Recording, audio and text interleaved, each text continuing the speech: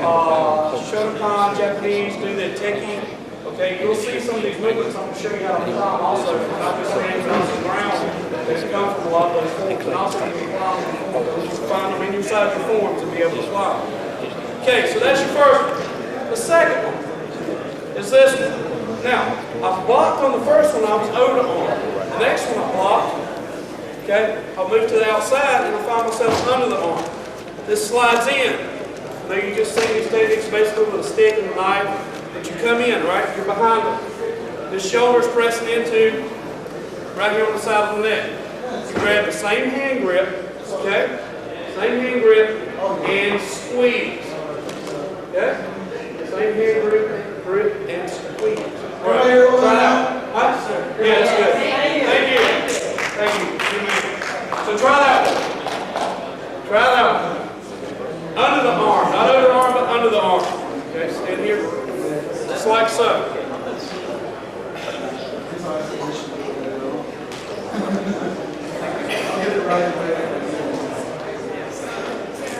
Good. Under the arm. Other way. There you go. Now just grab your hand. There you go. There you go. Good.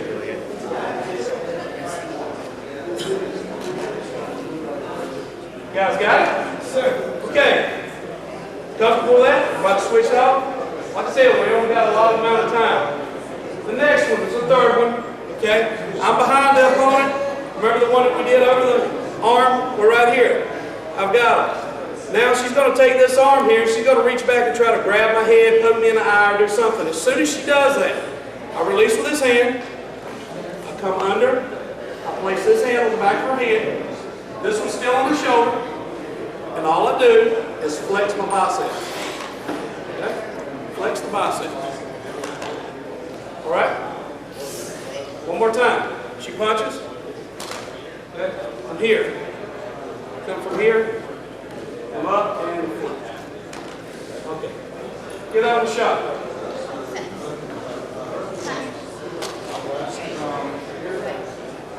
Okay, the left arm comes up. There you go. Jump the flex.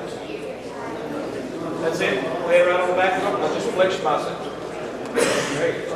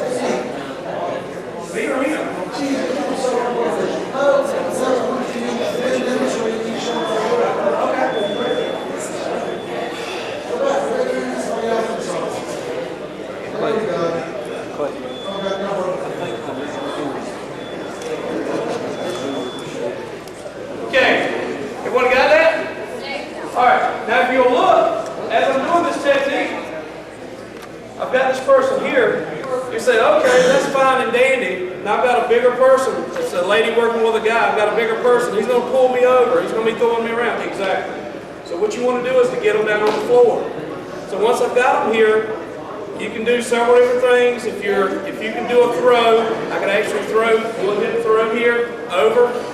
Or the other one is I can take them here once I've got them in a choke and strike to the back of the knee. Okay? Now let me show you something. I've got them in this position here. I struck to the back of the knee. Right, by the way. Can I see this anywhere? Good. See it in the technique? Not much choking. Okay? Now, if I took them to the ground, could I do that technique also when I'm laying on my back on the ground? Okay, sure. But what you want to do is you want to get them on the ground. Now, because of my body weight, okay, what I like to do is when I take them to the ground, I automatically flip them over and I lay on top of them. So what happens is now I cut off the blood and oxygen supply, but I also just put all this body weight on them and it pushes every bit of air out. Okay? What that's allowed me to do in a situation is I've been able to be on top of the person flat on their stomach. I'm on top of them, I've been actually arch my back for need to add more pressure or whatever. They've been able to come in and give shots of Maladol or whatever to mental health patients or whatever. Okay? That's the application of that. Any questions on any of this? Okay? Done? Okay, so go back, let's try it again. Let's review. The first one, the person punches and attacks, it's over the arm. Okay? It's over the arm. And grab here. So let's review that one. Both of you do it. First one's over the arm.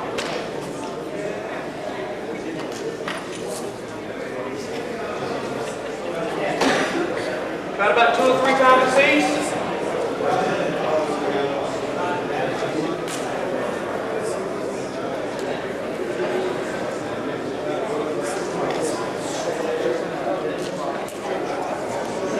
Making sure that we're not using the bone here on the forearm to go across the throat. We want to keep it as soft as in the bend of the arm. We're not going to be nasty. We don't want to try to.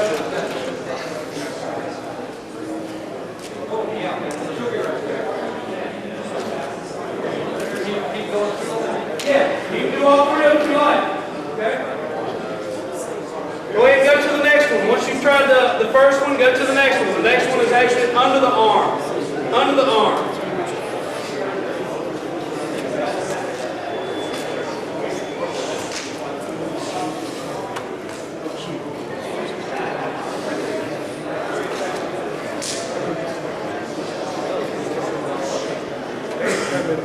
Be careful.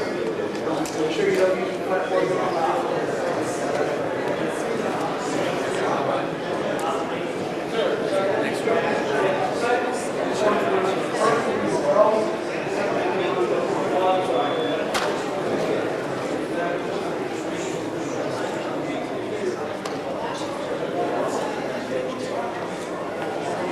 Okay, and then the third, remember the third technique that comes under, once the person's reaching back to grab, if you're here, they're reaching back to grab, you try to grab your head, pull your hair, come to here.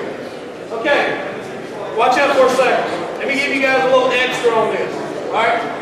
Anybody know anything about hair pulling? Okay, besides Jerry, he's the expert, okay. Alright, here's my opponent's hair. Naturally, the hair coming out of the front of the head grows which way? Towards me, right? Naturally, the hair on the back of the head grows which way? Down this way. To the sides, it grows down. So if I'm actually behind my opponent, and she knows how to tuck her head, and I can't get under the arm. I know a lot of you guys doing the judo, jiu-jitsu, you can use the knuckles, you can break it down, okay? Also, another way is to pull against the grain. Grab the front of the hair, pull back against the grain. They follow that. Okay? I can grab her hair all day long. This hurts if I'm standing in front of her pulling, but if I'm standing behind and pull against the grain, they follow that. So I can pull and get under. Okay? Actually gets the person out of a chair real well too if you stand beside them. So they get up, they can listen, just grab them, they stand right up. Works every time. Okay. So if you need to get your hands under here, they tuck the chin, won't let you here. Instead of fighting with them, pull, comes right up. Okay? Always against the grain.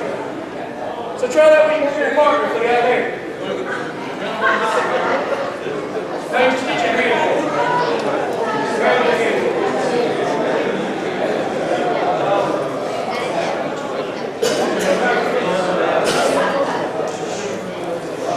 Reach on over. Reach on over to the front. Grab your hand. Do it again.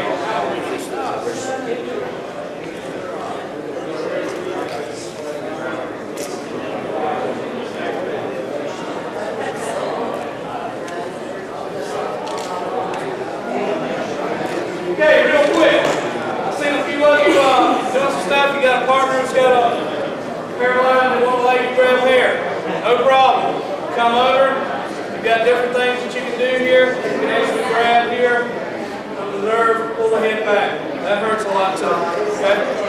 Reaching under here, grab your fish hook right under that. This is basically about 1 inch over for what you call the mandibular angle. Everybody knows the mandibular angle. That's actually taking the thumb and pushing it right up the eye socket on the left side. What you want to do is reach over and grab under here, pulling, and then open it there. Okay? So if you have a problem, you got a partner here, like I said, you have maybe some hair problems, you can have that. Okay? That's all. Thank you.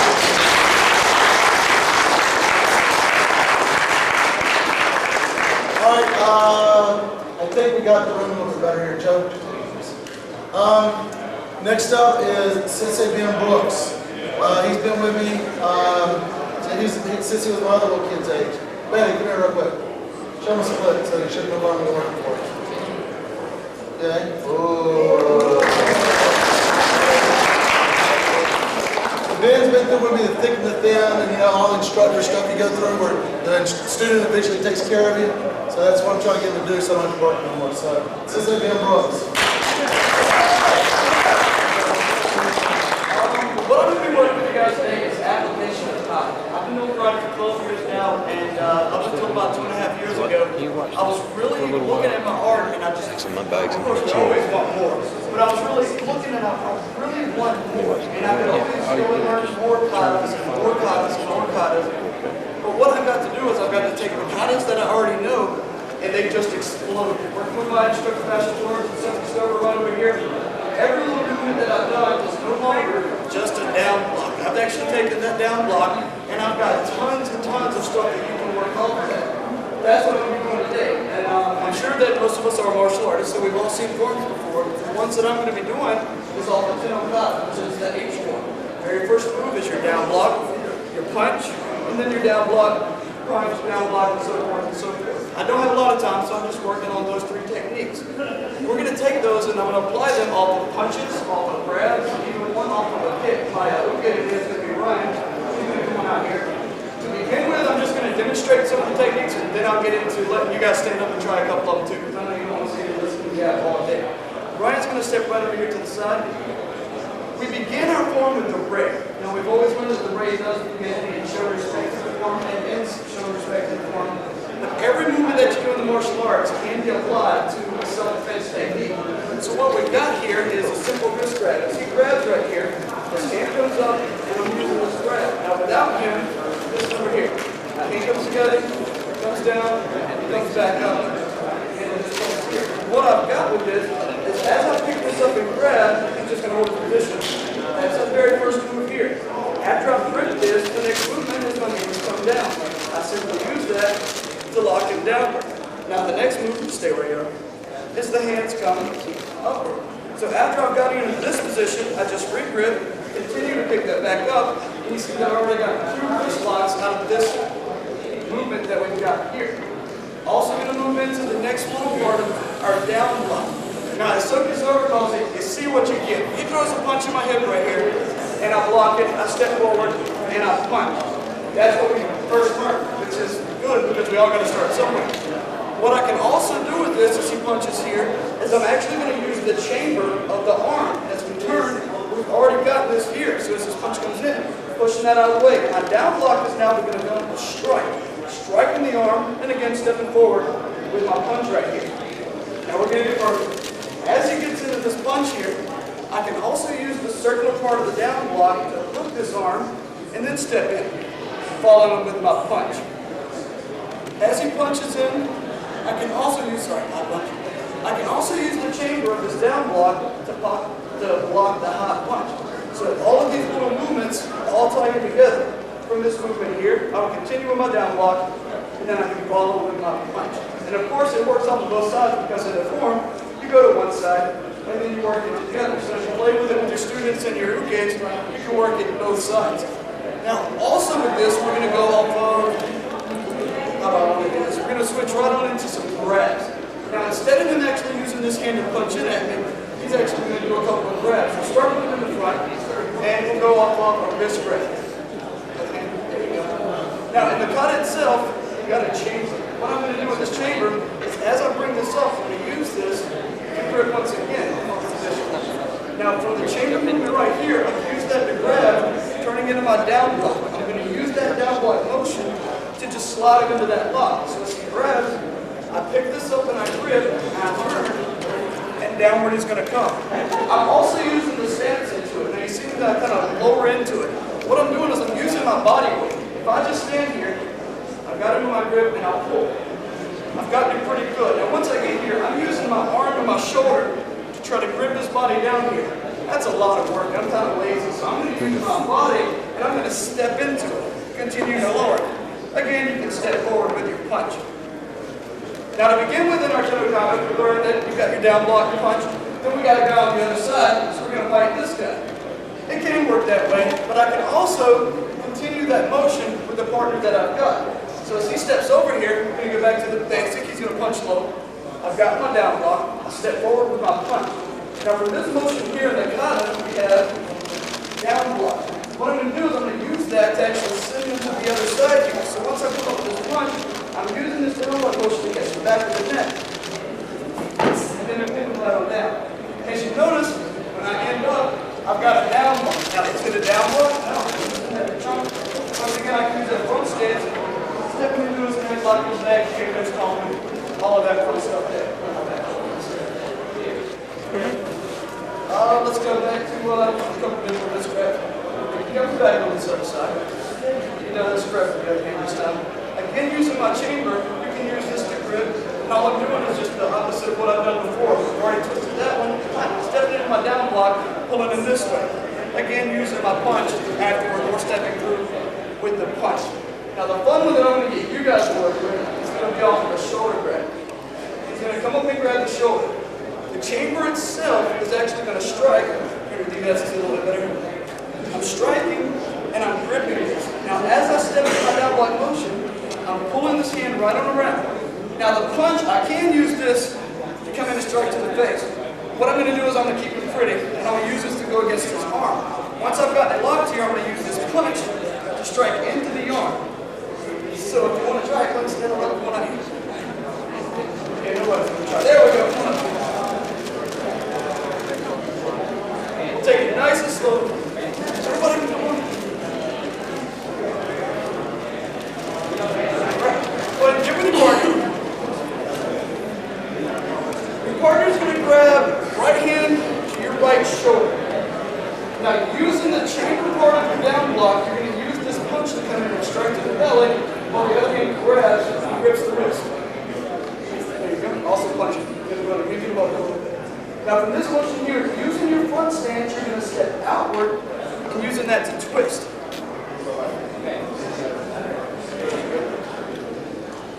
Got it back.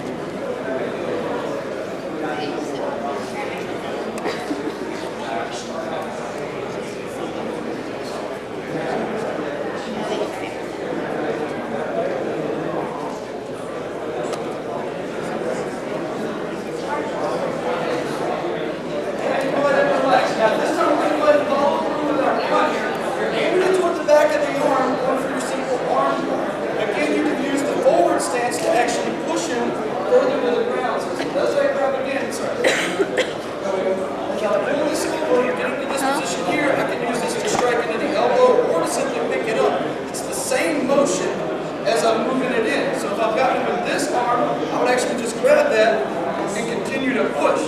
Now if you were playing on the other side, it still works. If he grabs here, I've got that punch, I've got that grip, I rotate him over, and as I step up a punch, I've just got a different part of his elbow that I can use to push into it. If you want to get real nasty, you can use the next down block. Here, carry it right over, and then punch. Play with a little bit of help, bow your hands, so I can see you.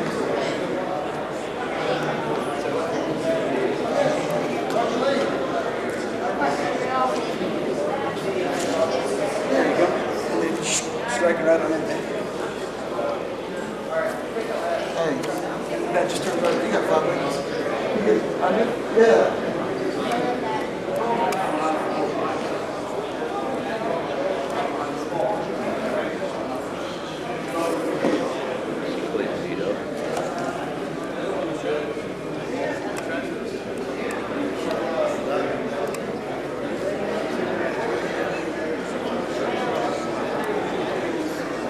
Everybody doing?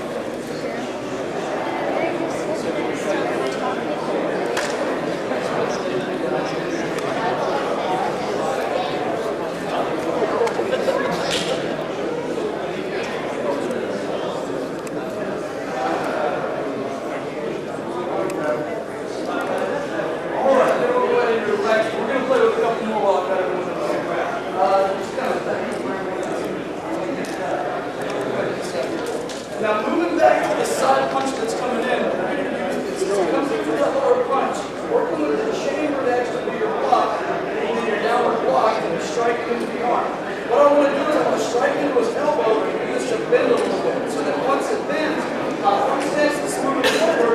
going to hook. Once I've got him hooked into this position here, you can follow with your punch, then into the down block if you like.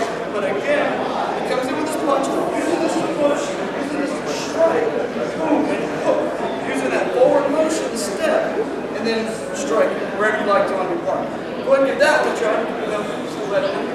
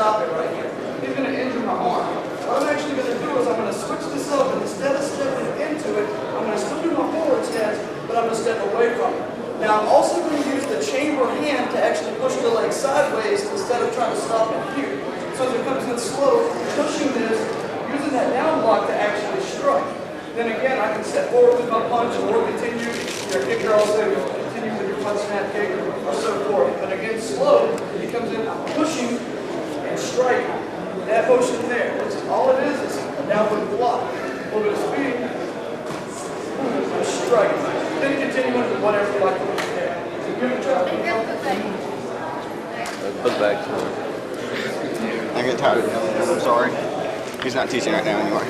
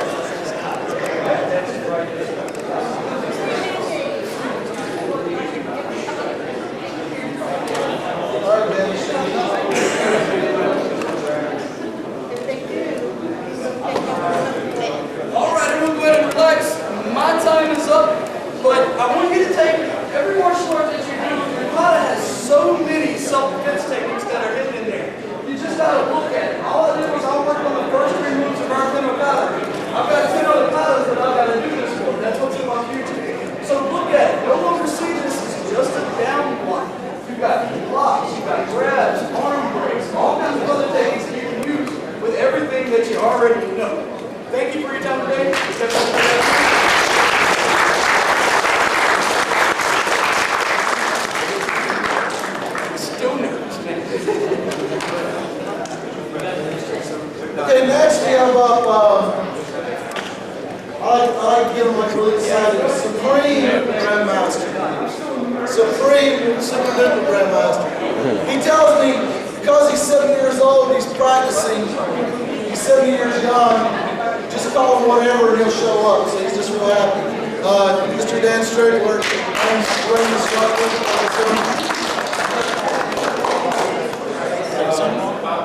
I appreciate the promotion. I'm not trained yet. I'm working on great. My name is Dan Spector. My associate Jeff Rossi. I'm in the rookie today. I call my system Four Shields Self-Defense because it's eclectic mixed martial arts. We use systems from China, Japan, Korea, and the Philippines. That's the Four Shields.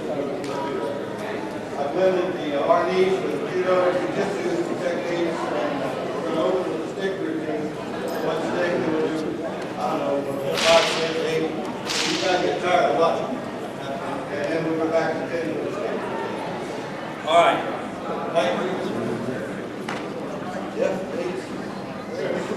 Okay, let's see. Jeff's one of the bad guys in the world, and he comes up and hit me in the head with a stick. And I would not let him do that. So we come into here. Enter into here. And bang, he kicks me. I take him over, boom, move around here, punish him with the stick, and lock him. Then again, you go to control. We just like to kind of play with them. So we're going to start with some judo concepts. So we're going to start with a kick from a cross-hand wrist grab. And he gets a pull. When he does that, I just get a little reticent. I pull it up to here. Boom! Looking across. Through here.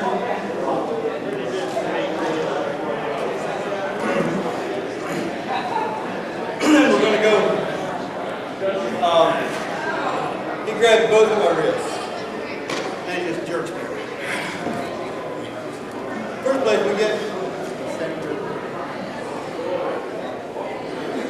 Pull your motor down. We're going to get the judo jiu-jitsu concept where if he pulls me, gotcha. I'm not going to resist. I'm just going to try to kind of flow with him. That's judo. If he pulls me here, I move it, pop this thing, okay? Pull it back to here. Take this, lock it. Pull it back over here, and I can lock it from this side.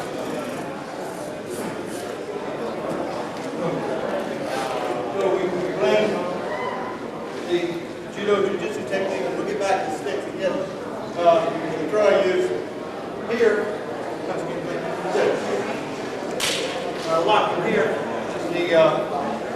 For those of you who know really good army, having our mark, and some modern army experience, side to side, coach. Kind of blending those things together. The next thing we do, next thing we're going to do is the old, we don't teach anything like competition or going on. With the loving up, all we teach that self-defense. One of the common things that happens in our bar, other places where we shouldn't hang out, Billy, the bad guy, grabs you by the belt and he intimidates you. He starts to tell me what he can do. So, I love this.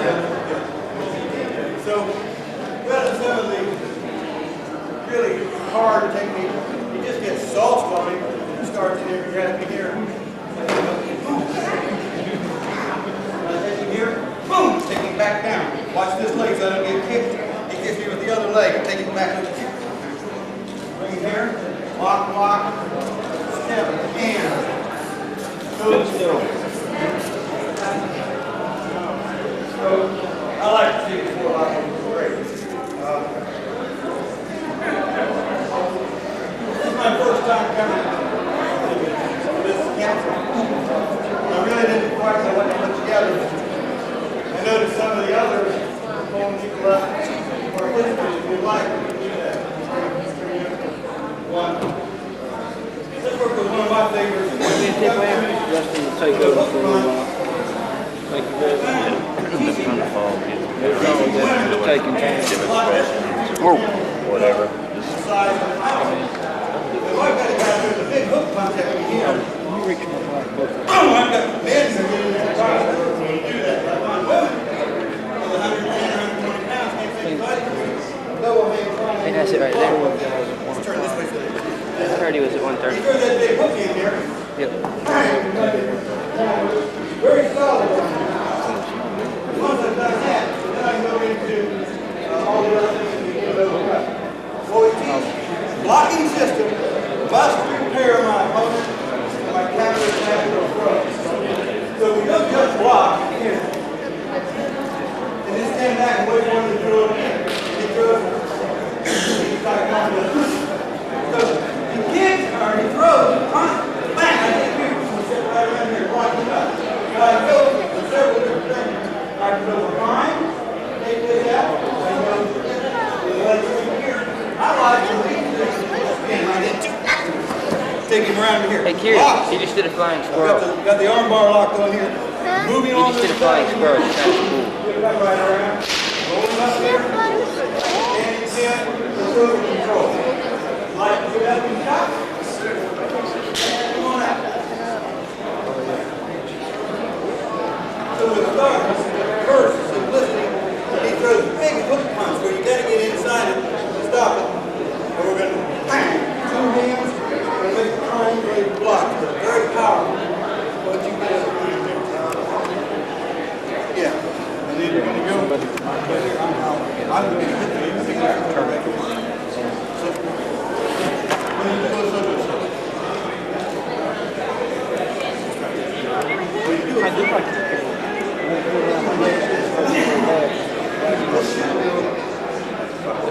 Do I need to follow the guy teaching? They make them just for kids. It's not really a kick, it's a reach. Kira said. They fit around Kira's size now. Yeah, right back. Yeah, they fit around my neck just barely, but enough to poke the crap out of it. What we're doing, Hey, it's good to pull Justin around. I have to videotape.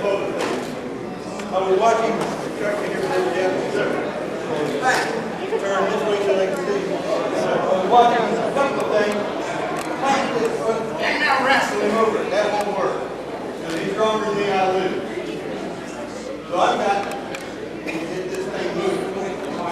I like from half to half. Get the tight body contact. So that really gives me a lot of control. Hey, Justin, do me a favor. See that camera sitting on top of that camera bag? Can you put it? Oh, okay, yeah. See, little girl. From here now. But just put it inside the camera bag. No, in the, yeah, lift it up. See that big pocket? See on the left right there? Yeah. So it's not sitting out.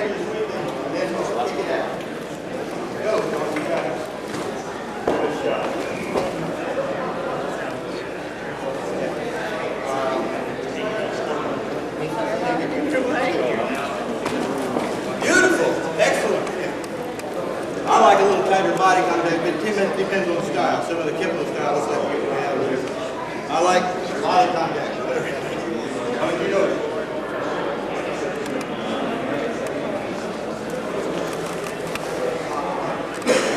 Justin? And they turn over and steal it. Oh, okay. Can I touch it if somebody tries to steal it? Yes. Okay. All right. Stay. Please. All right, let's look at another. I'm standing here and he grabbed me from the back and pulled me off back. Screwed me around. I need him to flow with that as he does. Come up here and trap. I like to get the pinky. That guy just make it whip. Bring him around here.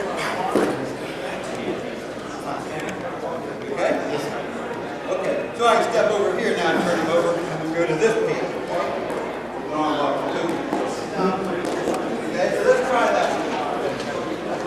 As he comes here, he grabs and pulls. That's back. Grab his hand. Pull him very forward. I'll do it. Lock those pinkies. See where I am with that? Now the pinkies have to work We'll beat up the show with the kangaroos. Would you want to do the kangaroo? Control here. Step right on the rib here. Turn. Step right on the rib right here, right on that floating rib, and he'll turn over for you. It's like magic. There's your first arm bar coming through here. Step and turn. Home. Elbow.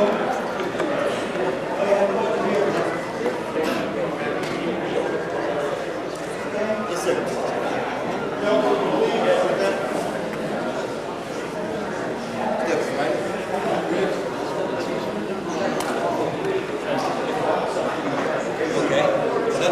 These are I did the step and turn.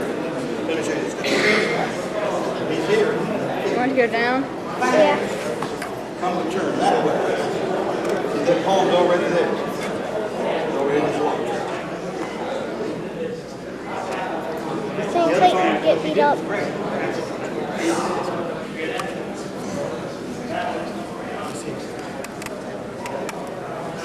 Sean's got I'm not. Control, step. Now turn toward me. That's it. Go back. Get the ribs. Step. Point your right toe. Back. Step toward me. No, the other one.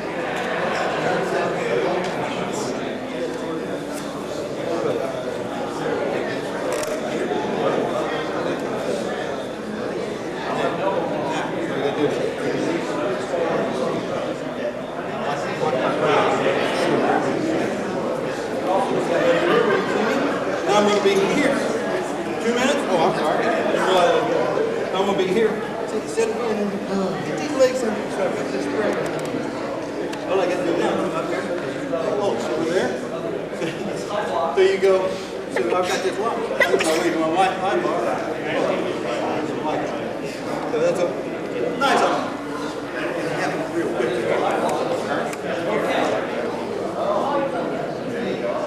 Okay. We've already got that.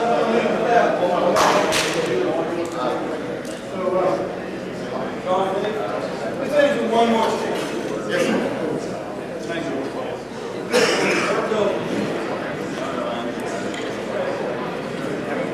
Once again, he comes in, he strikes at me with the stick. So I block, check, abanico, disarm. Take it from here to do the takedown. Once he's down to this position, he's going to try to, he's a taekwondo, he's going to try to pick me here. Block this up. Once again, I'm trying to put the stick. Block this up. Now, we get elbow control. Okay? And elbow.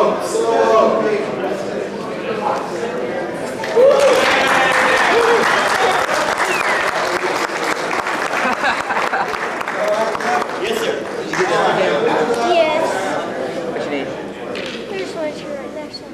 All right. Thank you very much for your time.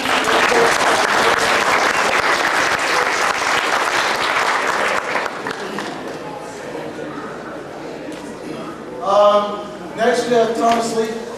Tom? Yeah. From Germany, and now,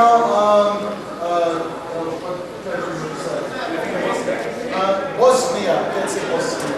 Okay, so he's also part of our CSSD group, and his beautiful wife is going to beat up on him. Yeah, whatever. Thank you. What I would like to explain to you today is a training concept, a learning concept. Because we are facing many times the problem that the attendants of our seminars, they don't have much time. They just need to learn something very easy, very quickly, and they need to keep this in mind for a long time. So therefore, Bram developed a new training concept. This concept is called modular training. This means we are building up different modules of the same thing, and then we are just connecting this with different threads. So just to give you the first example of that is, just for explaining this, you all know this, but we need to explain to the guys, to the attendants of the seminars, that there are good guys and bad guys. When the bad guy is attacking, I just need to counter this. I I'm the good guy. Now I'm playing the bad guy. She's going to counter this, and now she's going to play the bad guy again. I need to counter this. This is simply called 1, 4, 12. That's the first module.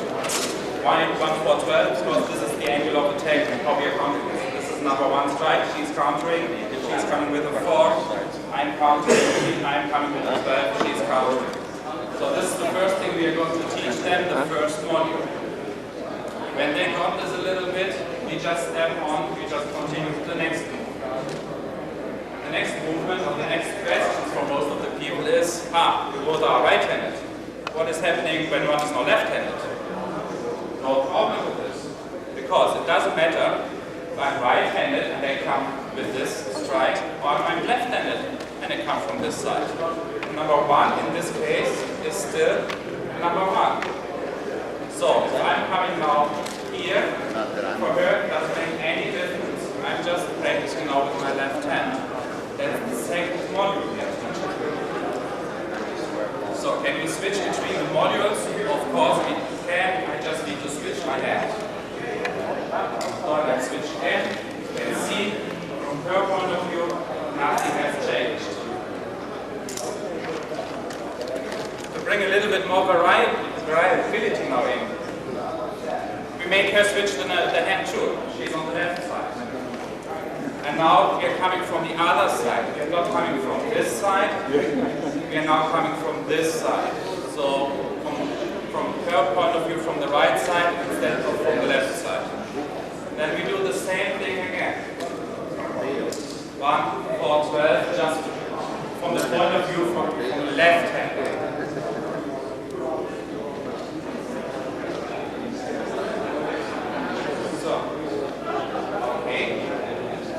Then the last module is, she is sticking with this.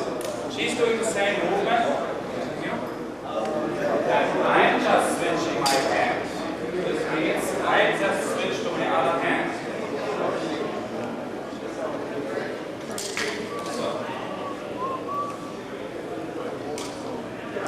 So what did we cover right now? When you look at this, we just covered now 6 angles of attack. We covered this angle, we covered this angle, we covered this angle, and we covered this, and we covered this. Okay, 5 angles. 12 is still 12. These are now 4 modules. Now we will continue with 2 more modules.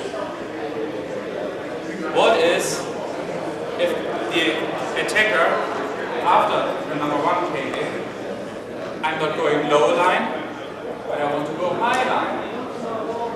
So this gives a different perspective because she needs to react differently. So if I'm going low line, everything is clear, we learned this already, she is going like this. If I'm going high line, I'm cutting here, and I come high line, she is countering like this. I'm going to check, I counter, and I come high line again. She is coming high line. I counter check, I'm coming high line. So that's the 5th module what we are doing right now.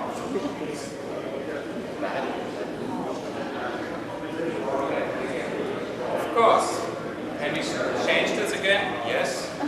That's the 6th module. I'm left-handed now. I'm doing the same thing. For her it doesn't make any difference. So, these are now 6 modules. Just for showing this one more time. Module 1. It's a regular 1, 4, 12. Sometimes she is good guy, sometimes I'm good guy. Sometimes she is bad guy, sometimes I'm bad guy. Module 2, I switch my hand. I'm on the left side now. Nothing is changing for her.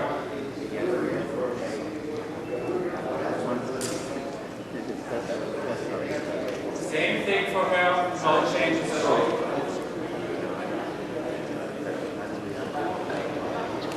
Third module, we both are on left side. And now I'm coming from the other side and take her.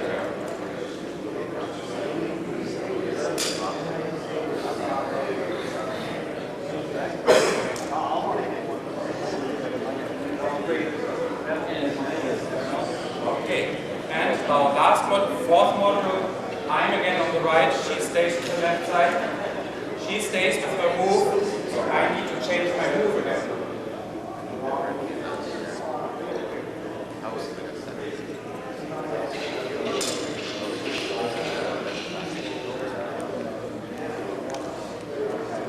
Fifth module.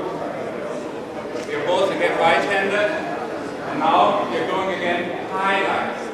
So she's coming with the number 1, I block, I check, and I come highline with my counter. She's coming highline again, and I'm coming highline.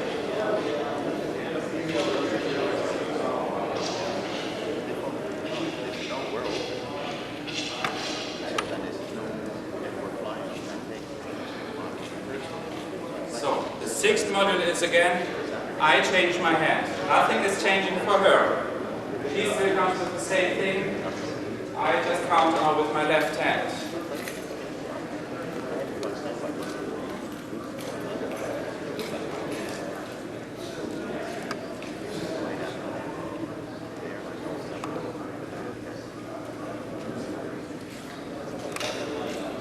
Okay, now we have 6 modules.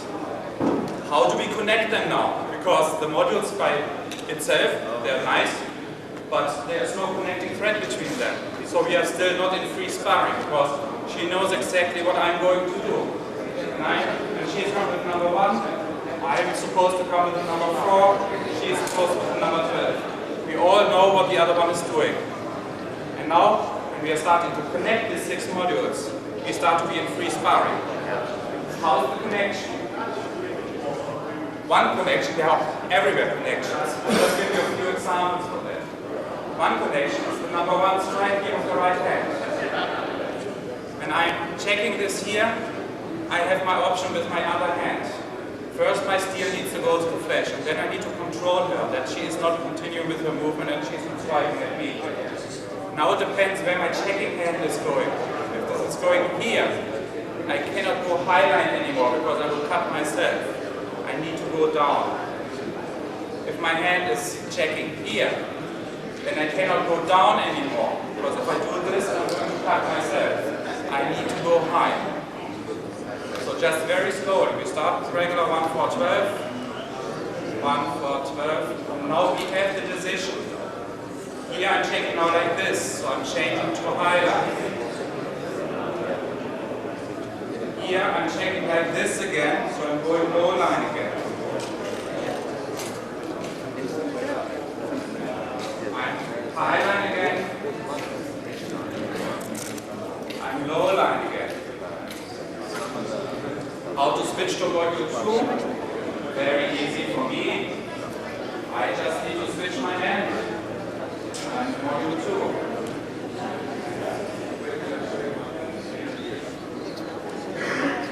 So if she wants to switch her hand, then we are module 3.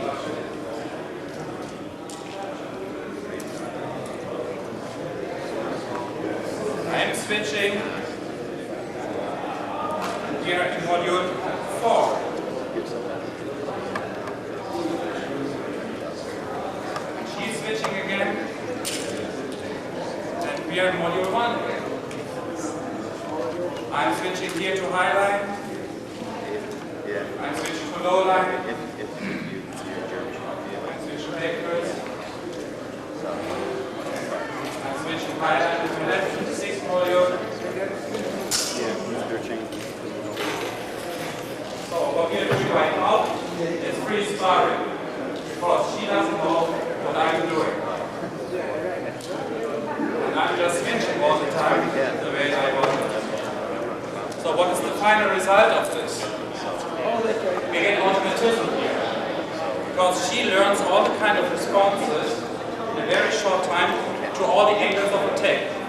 Which kind of angles did we cover now? We cover this one, we cover number 2 attack, we cover number 3, number 4, we cover 6, and 7, and 12. So we nearly covered all angles of attack now, and the way she's reacting on this needs to be automated.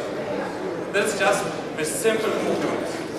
The base behind this, the basic of this is, we need to break this down to very simple things. No fancy things, no complicated moves, because when you're in a stressy situation, adrenaline is pushing you, you will not remember this anymore. You will go down to the very basics. So therefore, we teach the very basics, what you're going to remember all the time very easily. So we just do this again. What she is learning? She is learning to attack everything which is coming close to her. when I'm coming to her, she is not attacking my body. Because if she would do so, we would both touch each other. That's not the sense. So she is attacking what is coming close to her, my hand. And she's not countering, I'm just attacking what is close to me. And here's the same. We're always just attacking what is close to us. Always just with one part, and that's okay. Because the other action is not followed later. The main thing right now for her is how can I react on any kind of angle. So when I'm coming from here, how is she reacting? If I'm coming from here, how is she reacting? I come from here, how is she reacting? I come here, and how is she reacting? So this is going to be the automatism. So with this modular training, we found basically a very easy way to connect very basic things together and to teach people in a very short time the basic things. And that's the main purpose of what we try to do in CSSD. So, thank you very much for your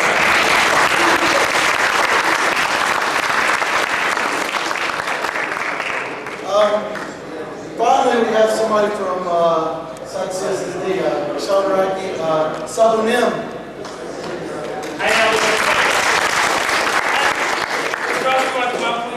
Mr. Rush, one of my black belts. I just want to take a moment to thank you for letting me come in here and do something to expose maybe something you already know or you don't know.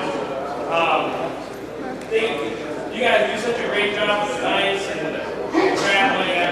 I'm almost third down in Korean Jiu-Jitsu, Hapkido as they call it, and also been training with Shihan Dan, Master Strickler, with Modern East last year in Canada. And I really dig it. Stuff was really awesome.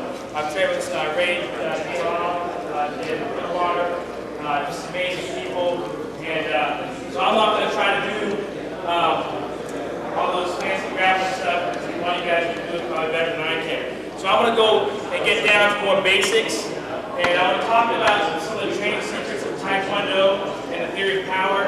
And I really feel like in martial arts, I've watched a lot of these grandmasters, a lot of these master instructors, and I feel like I'm still in the martial arts. I've been doing it for about 20 years. And I see a lot of universal truths. So there's a lot of the same principles used over and over again. Hip twist, body motion, all that stuff is really relatively the same. The little difference that separates Taekwondo from, say, Hapkido or Judo or Jiu-Jitsu, all that stuff, is that it's more of a long-range to mid-range fighting style. It's not really meant for close combat. We do have elbows, stuff like that. They want to stay out here on the outside. And they're going to use this angles and attack and that kind of stuff to keep you from getting inside. And that's the reason why I chose also to do other stuff. So if someone's getting inside, I have an ability to take care of that as well. So let's go. We're going to go over a form called Paul Gates, the black belt form. I'm going to show you some different things applying the theory of power. I'm going to steal some of my notes because I don't want to miss something. Different things we talk about theory of power. There's several components. There's concentration, focus, getting the right pattern on the target, right? I know you guys talk about a lot of that. Breath control, breathing, exhaling in the moment of impact. If you inhale and throw a punch, if someone hits you, you're in big trouble. Speed, how fast it takes you to throw that punch or that kick or that knife strike, right? Then we have what we call speed reflex. Speed reflex is basically, if he throws a punch, how long does it take me to react to that punch? Right? Because my speed reflex is, if I go here, I go, oh, it's a punch coming at me, it's too late. So we work on things like that, balance, right? And mass. So how much you weigh, how you put your mass across the target. If I throw a kick here, and I go, boom, and I fall down, and I'm off balance, I can't do my next move, can I? So I must have balance. So when I kick, doesn't matter, balance, boom, balance, I can move to the next movement. Balance gets to balance.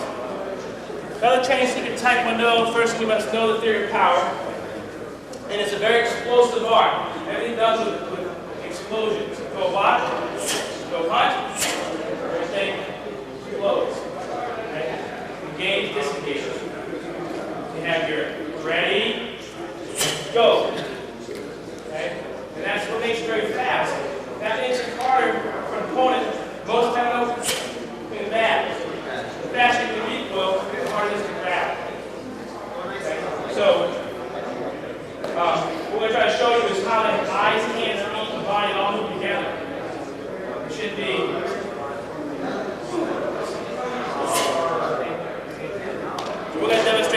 gang. And then we'll go over a few things with some shields and stuff like that, okay? All right.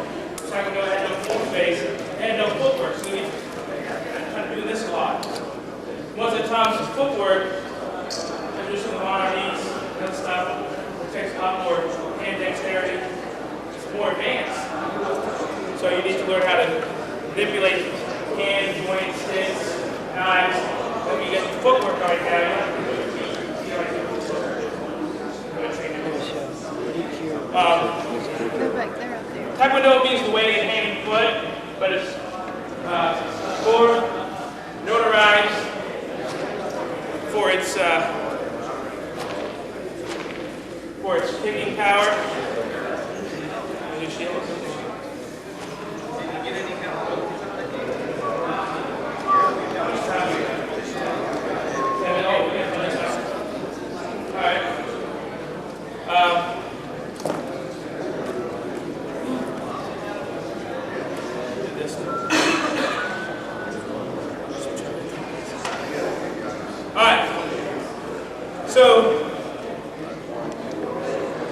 So what I'm going to do here is demonstrate, some people call it push-pull, I call it action, force. If I throw a punch, this hand comes down, or this hand comes here, or this hand comes here.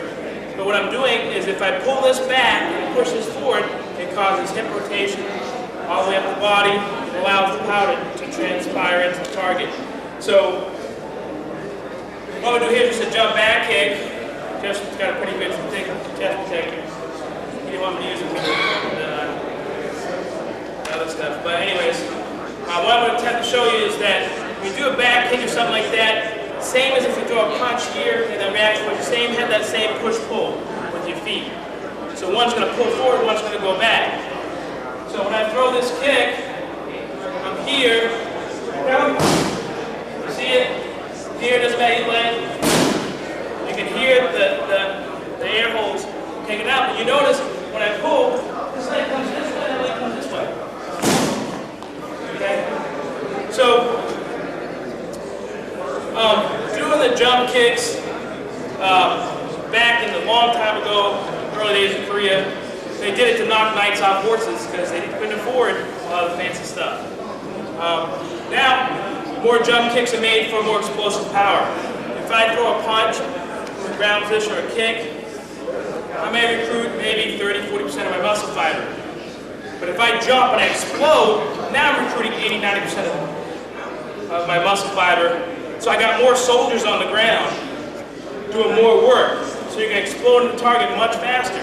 It's going to allow you to move a lot faster. And you're going to hit the target with a lot more power. So, kind of wanted to explain that, I'd like to maybe put on some chest protectors at this point, and just kind of show some of the footwork and how the pieces of the puzzle fit together.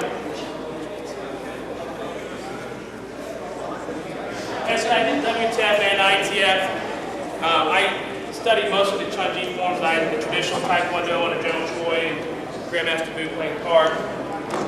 And I like these here, these Olympic style vests because they provide a lot of protection. And so if you're using a little more than light contact, you go from light to moderate without really hurting somebody. So again, you know, safety equipment is important when you're training. And I tell my students, well, do I have to wear this? I said, how safe do you want to be? I want to do Taekwondo or Hapkido or Monarnese until I'm 85 years old, 90 years old. And if I don't take care of my body now, it ain't going to last me till then. So use the right equipment, protect yourself, provide that integrity in your body. So we're doing it for health reasons and for self-defense.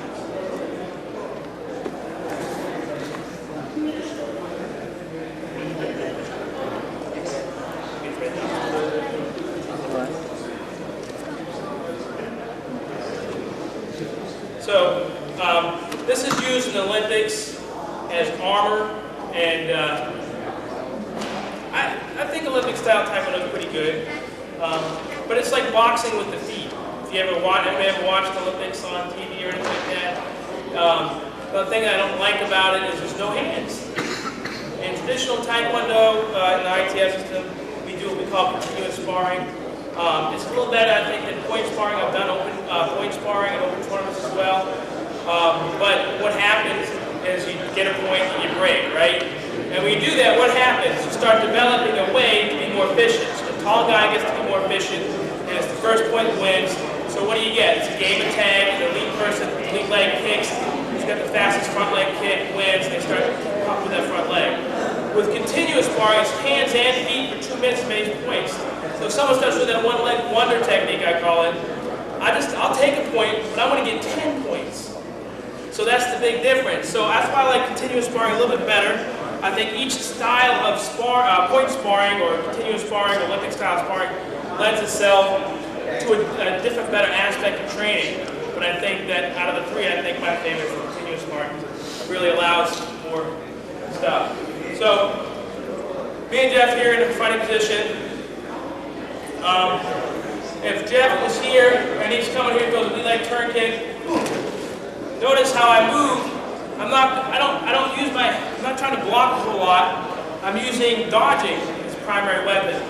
So here, he may throw another kick, and I hit him here. You see that? So what I'm doing is I'm using. Everybody knows if you throw a technique, what happens? When you throw a technique, what happens to you? Can anybody tell me? A minute. What's that? A minute. Got a minute left? 10 minutes? What's that? You're committed. You're committed, yes. What's another thing? You open up, right? If I throw a punch, I can't cover everything. And once I throw a technique, I'm open.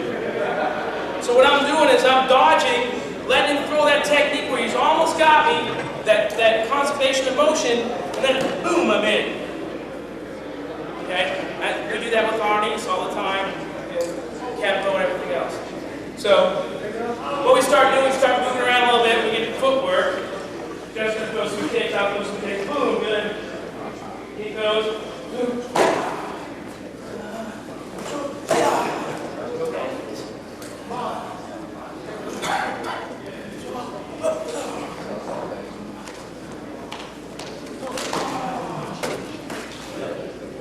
And you notice how what I'm doing is I'm staying in that mid to long range, right? And I told you, Taekwondo, and maybe even Shotokan, let's go mid-range, people throw blocks like that, don't want to get in here.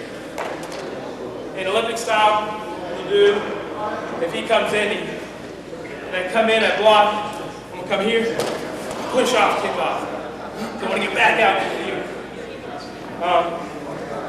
Another technique you can do, throw the turn kick, side step, come right down, follow in, come back out. Okay. Anybody want to try something, or? Ask you a question. What's the principle of footwork? Is it a bounce down? Yeah, it's a good question. We work with our beginner students a lot about footwork. When you're moving like this, happens to your body? You're relaxed, you're comfortable, you can move. If I put down on my heels, I root my energy into the ground, don't I? In some techniques, that's good. But if I'm up here, just like Bruce Lee did, he always fought like this. You see my feet leaving the ground though? No. It looks like it, but I'm not. If I'm here like this, and see, what I'm doing is I'm watching him. As he's sparring, I'm watching his footwork. When he throws a kick, so my footwork helps me get in the right position, doesn't it? So when you're doing these forms, or katas, or pumses, rongs, whatever you want to call them, akamakas, just realize that footwork is what helps you get in the right position to get the point, or to defend yourself. It's the same.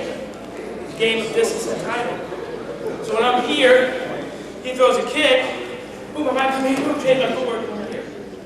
Or I may come here, throws a lead leg turn kick, boom, here, follow up here.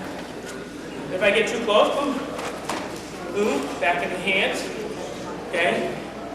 So, that's why I like traditional Taekwondo, because here, you move in, and there's a slight difference between traditional Taekwondo and kickboxing. Kickboxing throws a big kick right here, okay, and throws a big kick, boom, I'm going to absorb it. If he throws a kick at me, and I'm going to switch the move, get in position, throw the kick out, okay? Again, let's give Mr. Rossi a big hand. He's been a throwing dummy and a kicking dummy. If anybody wants one of my business cards or my tournament that's coming up September 17th, just see me. I'll be more than happy to give it to you. And you come down, work out with us or whatever, okay? Thank you very much.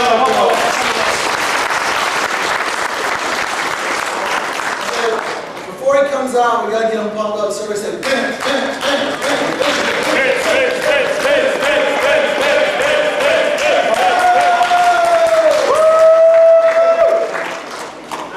What we're not going to do is another police tank and long because I've done. Thank God. I'm sorry. I'm getting sick of them. No, I do the same. They need a new key. Go up to work and pick up some techniques. Give me a new key. Somebody with a key on. Huh? Yes, right here's one. I'm set. Okay. We'll just do same side, opposite side, hand grabs, push-offs, do chokes. Something you participate in. I would like people to participate. Evidently, you know, people want to get in the show, but actually this is for learning. The only way you're going to learn is put your hands on it. And let's see if we can do it. And get in there with Dad and your brother and see if we can pick up some stuff. All right? So we got same side hand techniques, opposite side hand techniques. We got lapel, we got ushering techniques, somebody grabbing you. So we'll go over these one at a time and see if we can get you up. Who wants to get up? Do me a favor. Let's get up, all right? All right, let's do an ushering technique. Of course, I know you've been thrown out of a lot of bars, I can tell. So, a lot of bounces will grab you by your arm and pull you across the floor. This is what we're going to do on ushering technique. We're going to take this arm, we're going to just go around in a mirror technique and wrap this arm and lock it around and throw it to the floor and break that arm. It's not a hard technique. We're going to do this nice and easy and slow. Right? We're just going to wrap around here in the mirror technique, wrap around this arm, wrap it underneath, lock it, pull it in, right above the elbow, and lock it, lift, get the pressure on it. Now we can open at the same time, we can take his eyes out at the same time if you're locked in. And you can take him down by just leaning back and raising his arm up with pressure on his arm and leaning back and he's going to go down. Okay? Let's play quickly and we'll go on to a watch form. Thank you very much. Don't go away. Mike, we can do this. You're on me.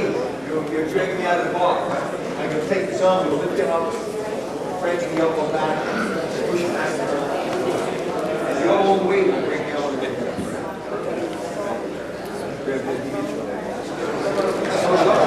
Listen, Zen says do it slow, learn it fast. Do it slow, learn it fast. Okay? You wash your hands.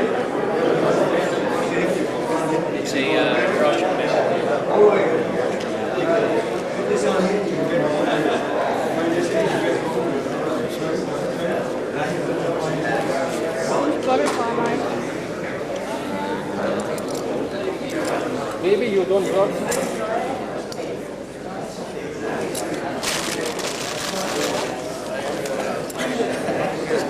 You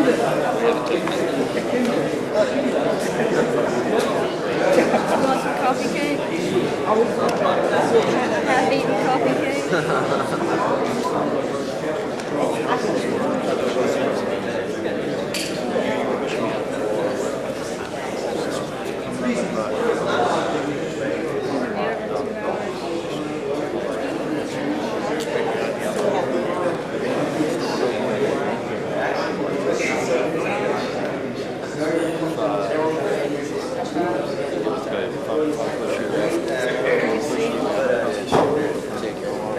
Bring a seat. All right, that's easy, right? Let's go and do another one. This is fun. Let's get in there. Okay?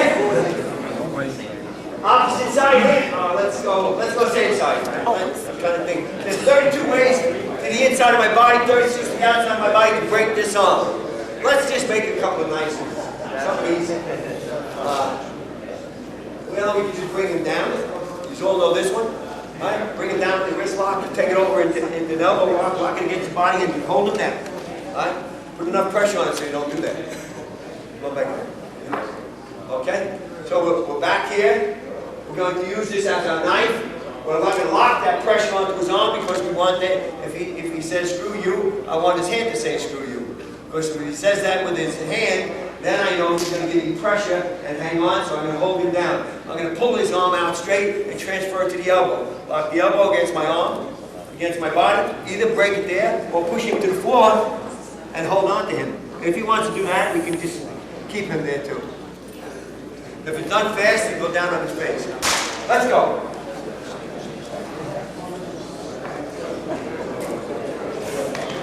Take it.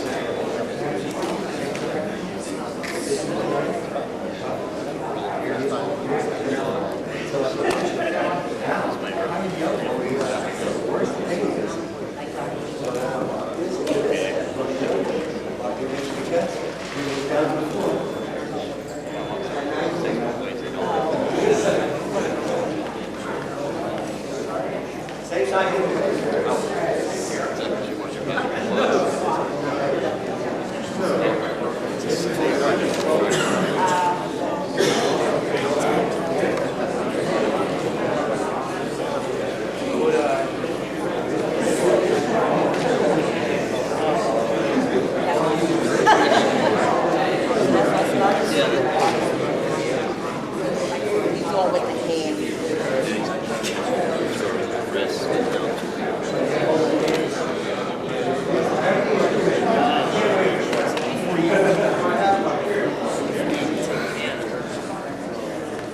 All right, you had enough now? Let's go some more. Let's go do some more. These are fun. Everything is fun. All right? Let's go opposite side hand technique. Opposite side hand technique. To the inside of my body or to the outside of my body. Let's take this one with a step and pull him into it. He grabbed me, he's gay, I don't want to go with him, and I'm not interested. Okay? Does that give you enough incentive? You doing good? Okay, we're going to grab onto his arm. We're going to grab onto his arm, we're going to take a step. We're pulling him tight across the chest, lock him up across his own chest. My knee goes behind his knee, push him down, hold him over here, and snap his arm here, or we just keep him up into this position and turn him around and get him by the neck and snap him his neck. And it's an easy technique. Let's get it and play. Don't break anybody's neck.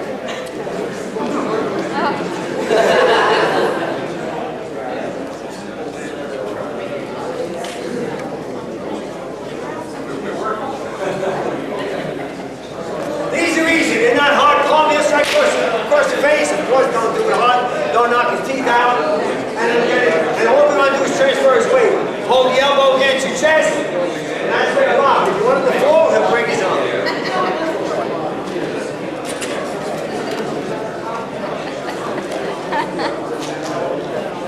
If you turn him, it's a better hold. If you turn him all the way around, and then you hold him under and your legs.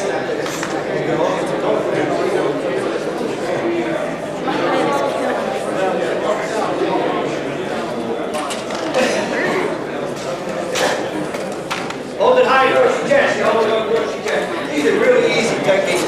So, keep them up where he was. Come on back up. I'm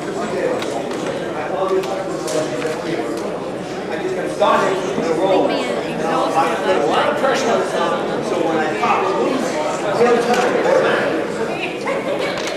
Now he's in the next snap technique with his head on hands and my legs do the job. I'm able to talk in his ear and tell him he's going to die.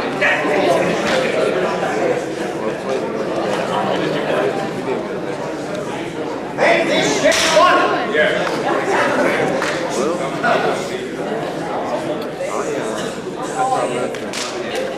All right, you want to do slow? Or are we going too fast? We're not going too fast. Look at this kid. Now let's see a technique. We can work off of, you know, if you keep your techniques to a minimum and keep them all pretty much the same, you're going to get quicker at them and you're going to get better at them. So using from the lapel or using from a choke, you can do the same technique. The same technique from either one. And that's a great thing because it makes you quicker and faster, your technique gets smoother and better. So if we do it from here, with his hands high on my neck, or from there, oh. Okay. Okay, we're going to grab 2 hands on 1 wrist. Don't forget, don't wait until the crowd. 2 hands on 1 wrist. And all we're going to do is spin our body. We're going to spin our body and turn him to the floor quickly. We're going to lock on him, put him down. And keep him here. No, you're not this one. I got used to you. and hang on to his elbow and get his head out there so he'll and lock him to you. And lock him to your body so you can talk to him. And anybody want to pick up here? Yes. Good. I want a cheeseburger. What? Right there, just put that. I'm trying to go slow. Okay, real easy technique. 2 hands on 1. Over the top, lock on, and if you throw your feet straight out, you broke his arm. Because he'll never go down that fast, because he falls down his spine. Like a double. He falls down onto his knees, you're falling down to the floor, so his elbow is broken. But it's a great control technique, just take him down. Okay? Come on. We got some activity, huh? You guys straighten up. Hey?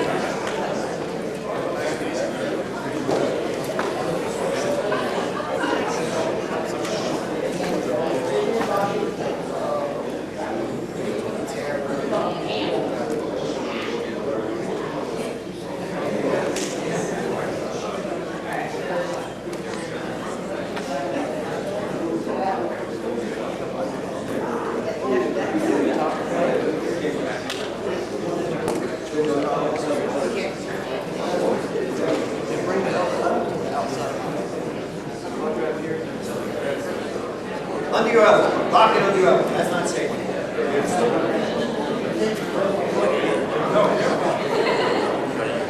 Keep 2 hands on 1. Don't wait for the grab. I'll hold 1 arm, you hold 1 arm. So you want hands?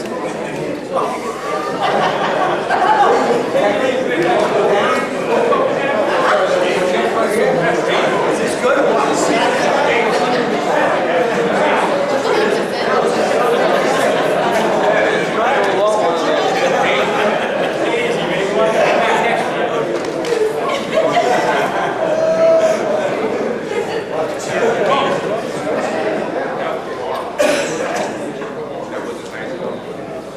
And that works from a couple of different positions, you know.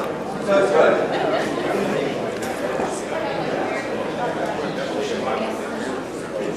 How about a push-off? Somebody just push you. Here's a wise guy who wants to push. We're going to lock our hands, crisscross our hands, lock our hands against it, and just turn it to the floor, screw yourself to the floor, and screw into the floor. So if you don't have to grab his arm at all, just interlock your hands, lock his hands here. But as a backup, here fight chance, if you lose this arm, he puts himself in more jeopardy, because if you didn't hold this tight enough, then it turns up his elbow and going over to his elbow as it's transferring him back. So if you hold this tight enough, you don't have to do that by taking it to the floor and disrespect. If you lose the hand and you're not holding it tight enough and you sweat and it turns, and that doesn't matter because you're going to transfer your elbow over to the top of his elbow and you're back in the same position to put him on the floor. And we do this by walking forward, so we can't roll like he's been trying. Okay, let's go. Come on, we got about 4,000 more.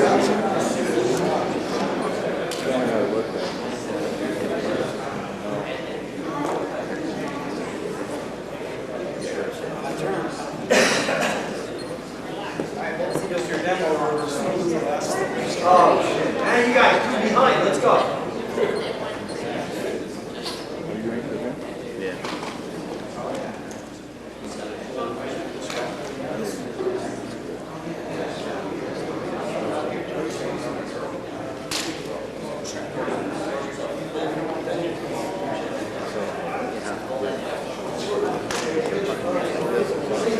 Wow, that's good stuff.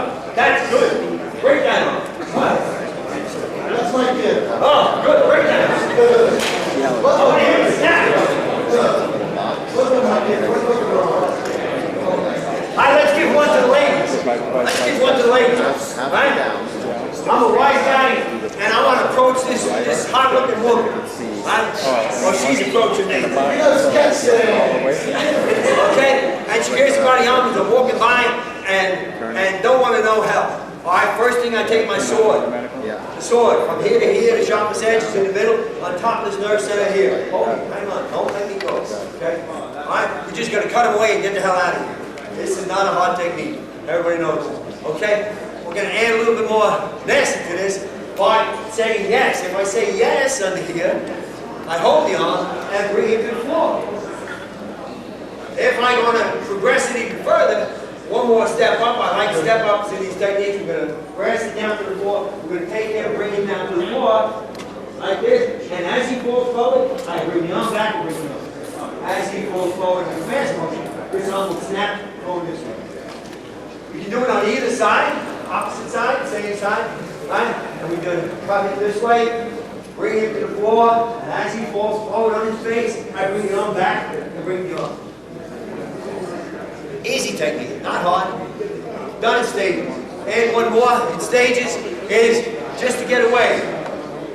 We're going to bring this hand to the inside of his body, turn our wrist slightly to the inside of the body, a little more sophisticated. Up here, we get away. Hold tight. Right, we're in here, and we're going to punch it out and pull out. Now, if he's a smart guy and he's back, he can grab it again. We're going to go here, and we're going to slap him across the face. Right? And if he's really a nasty guy, then we're going to do true art of jiu-jitsu, the lame maybe kill, take it up here and poke the eye out of his head. All one move. Right? So we're in here, come in close, and pop in the eye. You want to practice that one on him? Or shut up? Let's go, do it. Come on, get in. Easy techniques, simple techniques. That's a little more sophisticated. You're turning your wrist inside his hand. Not turning your wrist inside his hand. You're trying to go in here. Open up the gate. Open up the gate. Now, we're doing it hitting the nerve center on top of his arm. You get pain. And as we go down, you go back. And you can't get back because his eyes are okay, I'm sorry. We only had 4,332 more to go. And you blew it. You moved too slow. Thank you very much for your time. Appreciate it.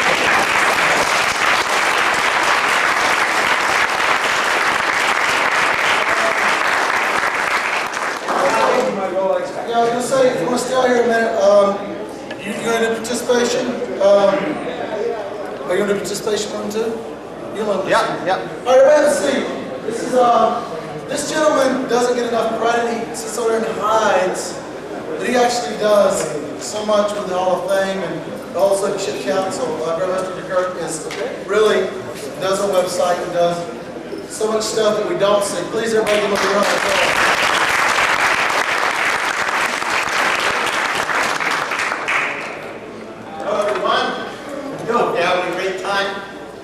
I'm going to demonstrate a bit of soft stuff. So most of the people who've been here on a regular basis, I've done weapons quite often, and I'm going to teach some physical movements based from sticking. So some people are familiar with sticking. Okay, well, you will be shortly. I'm going to get Grandmaster Davila to come up and help me.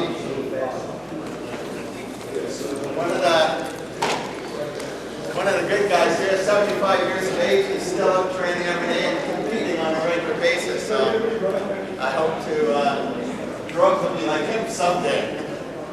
Anyways, there's this stick, and just put your hands up like this.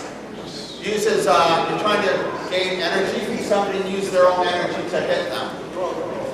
You follow me? So you're in a position here to hit them as long as you can't leave it. But instead of doing this as an exercise, we're just going to start with one hand. In our mind is, he's going to be the striker. He's coming to punch us. So as he comes to punch, we move and redirect the punch, right? You follow that? So this is going to be what you're practicing right now. One person is going to punch. As he punches, you move out of the way and redirect them. Why we do this is what we're going to get up to is, let's say you're like a boxer, you're going to punch quick 1-2. As he does, you should cross the other hand over so that you'll be in this position. If you're in this position, it's great for you. You can take his arm or do whatever you want. So I want everybody to stand up, get a partner, and as one person who's punching, you move out of the way and redirect his energy back like this. And eventually the punch is quick. 1-2, the other punch comes across. Straight across from here. And you can come back here in this position and travel over. If you come to punch 1-2, as you come to punch the second punch, you come like this. So if you punch go quick, you should punch it quick. Come on. You should be in this position across the other people. The faster somebody, once you get the hang of it, the faster somebody punches, the better it is for you. As long as they're punching quick. Come quick.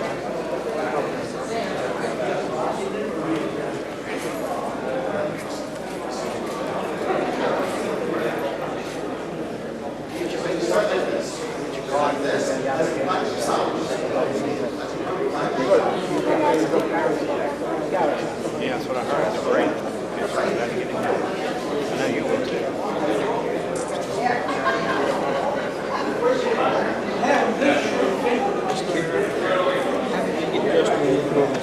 I don't know. How to do it while you can.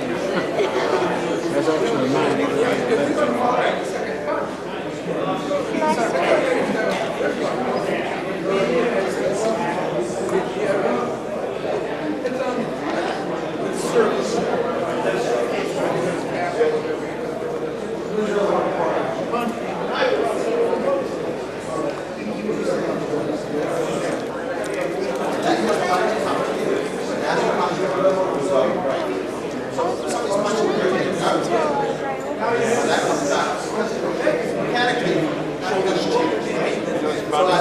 I've never had anybody this high, and I've never landed on anybody getting that high. So I think it's 4 months.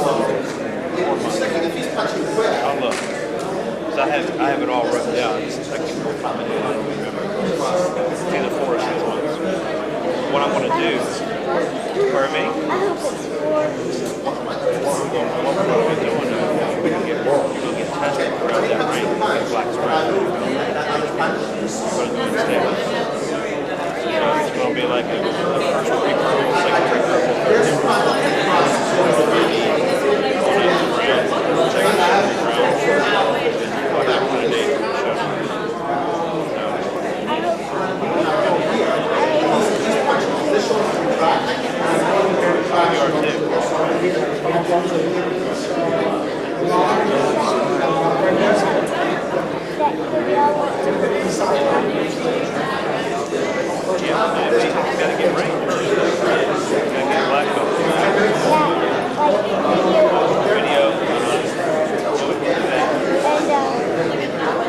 too as well. I'm looking at the videotape.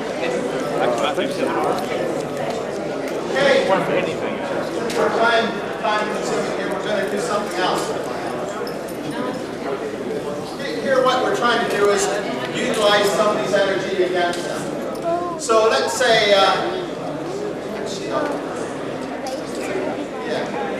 get this fellow here, thank you. What's your name? Scott. So, if Scott's pushing me, the instead of me fighting him, I just go to the circular motion. Follow that? So when he pushes me, my body moves in the circular motion. Now, that's most important, because the difference is if he goes to push me, some people grab and then go and do this. It takes a, it's nice. If he's coming to push you and you're going with the energy, you're in this position to take his arm. Right? Then if you want to drop down, you can take him down fairly easily. So with this motion, the circular movement, actually as he pushes, ride with it out and then rotate around, redirecting his energy. Got that? So from the other side, as he's pushing, I go with it, ride it around and do a circular motion. So play with that now, and then we've got a bunch of other ones to throw in there. So.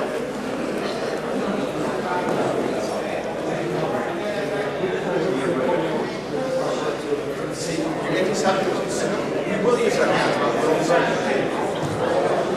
Yeah, it's like you're riding, like catch. So if I come back and like this, then I can come back and do all sorts of things. Yeah, I'm using my body. I grab it like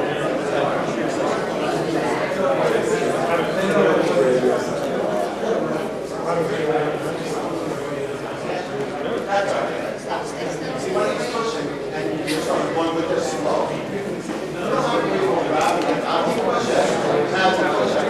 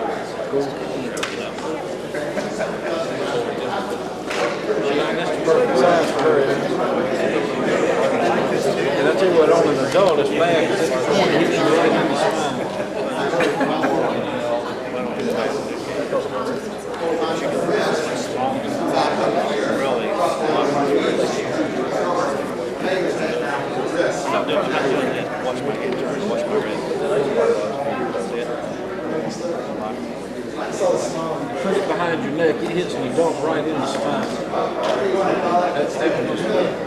That would be bad.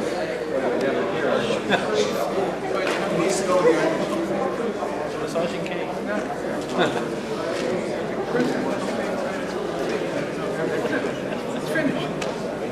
I got muscle that probably is. You still gotta ride it. You're intercepting cars, like you're intercepting push. Yeah, pick up my cards. This is even if I don't intercept, you push it. If I want to use my body motion. I'll show you how to get back to those.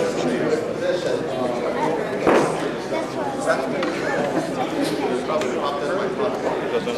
Think about the being a king.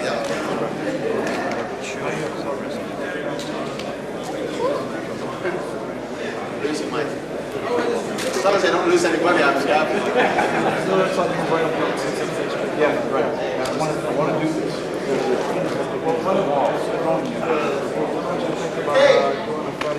Again, let's say when he comes to push, as he pushes, I make a mistake and I turn inside. I don't want him to grab a hold of me and choke me and things like that.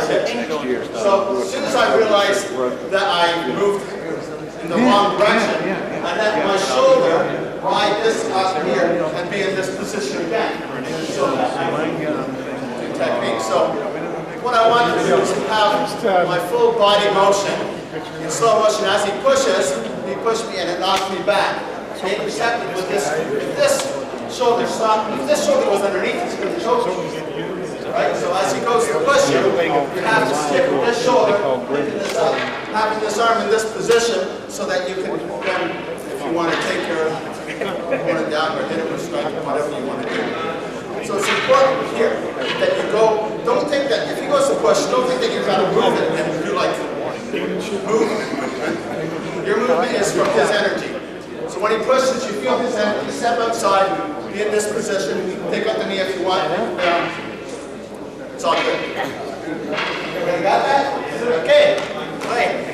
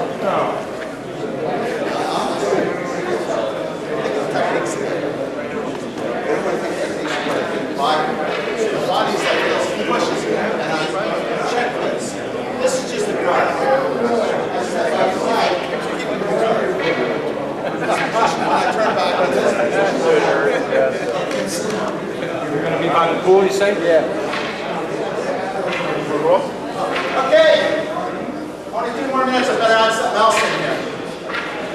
Okay, from here it's going to be, we're going to go back to the correct way. There's a correct way to move. It's not so much as correct, it's more efficient. It's always more efficient to move outside of something rather than inside. I showed you inside because sometimes people make mistakes, there's always something to cover up. So if he comes to push again, as he's pushing, you're going to go with this, circle right around to this position. Make sure your elbow is up here. Because if your elbow is here, he's going to dance with you. We're going to do this dancing. So you've got to go around. Okay, so you don't want to have to dance with somebody. So when he comes to push, you're going to move in this position, drop him down, always turn him over this way on his hips. We want to get him over on his stomach. Eventually we get him. Might have to roll around it. But you study with him? But as it goes, you're going to take the circular motion, the sticking. Just like sticking, if the hands, if he's coming to hit me, I go with that and I can redirect that energy. Right? That sticking is a redirection of energy, so we're using it as a principle. Whether he comes to punch me and I go with that energy and still come and do my technique. Or, but instead of grabbing and trying to make stuff happen, you want to go with his energy to make stuff happen. So as he comes to push, you're going with this energy, looping around, keeping the elbow up, in a position to drop him down, keeping him around. If you want to hyperextend his elbow, you can do so. Okay? Play.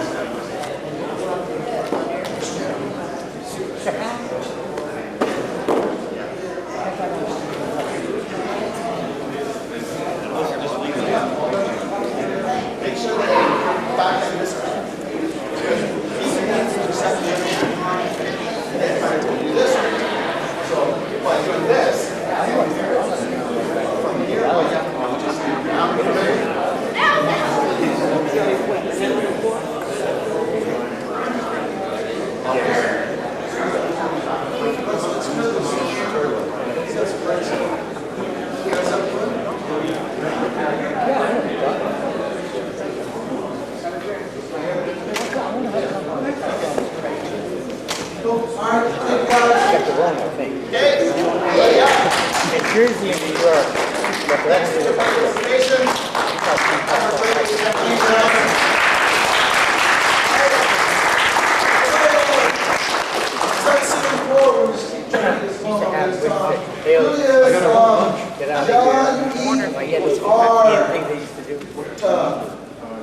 This guy hurt me last week, so I'm not going to really go about it.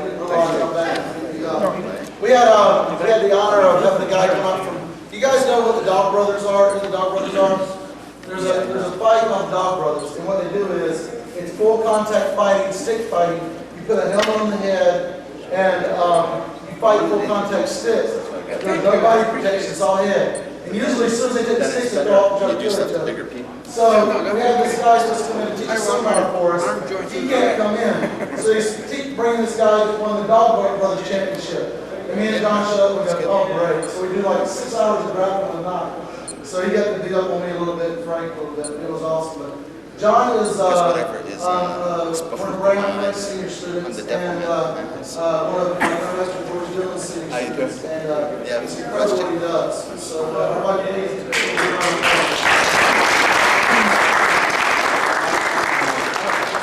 Oh, okay. Hey, everybody up. Ontario.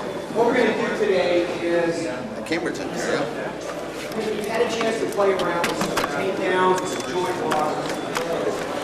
What happens in the street, though, is you're often being presented with a punch. So we're just going to do a couple of things off the punch and just work on what we think of as limb destruction. Destroying the limbs today, we're just going to learn how to tap on the arm or tap on the leg in order to get this result. So we're going to start off real slow.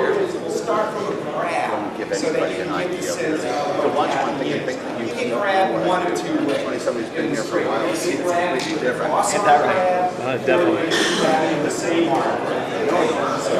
But I do a lot of seminars. So as he grabs me with the same arm, what we're going to do is we're just going to take, you all see this fist, right?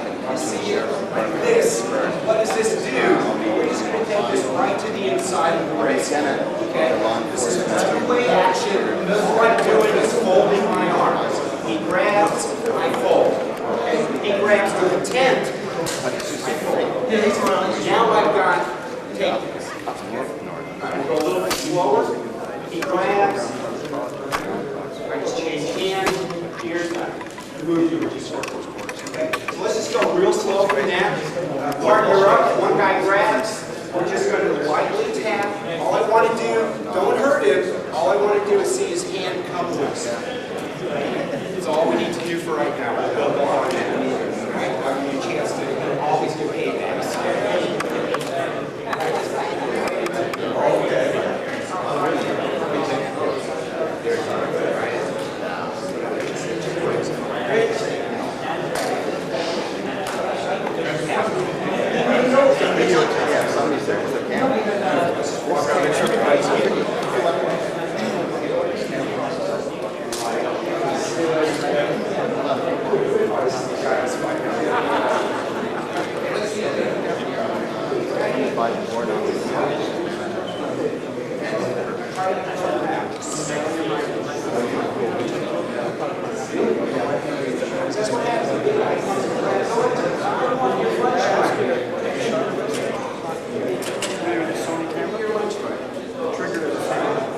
Okay, we got that? Okay, next phase. Great. Next phase is in the street now I'm being threatened with a punch. Okay? We're going to do the same thing, but I'm going to use two hands. As he goes to punch, now you notice, watch his shoulder when that happens. One more time. He just loosens him up long enough to get the grab. One more time. Upright. Loosens him up. Slow. I'm hitting him in the same spot. Same fist. See how that wrist buckles? That gives me the throw.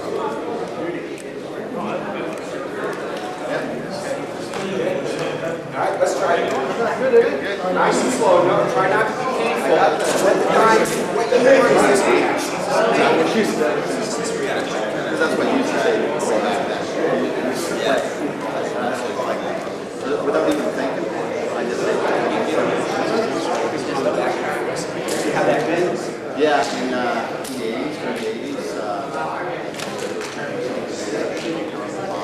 and then you've got whatever lock you want to take down. It's beautiful.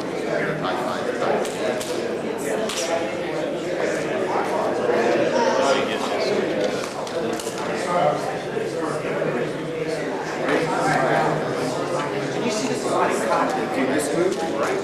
That's it's still basically the same concept. What's actually happening is not only are you taking the wrist, but this is a very powerful, this connects to your heart. So when you hit that, that actually jolts his heart just a little bit. We're doing it a little safer here on the right side. And I know they only did the summer. I went out there, so that's Great testing. All of this is, go ahead.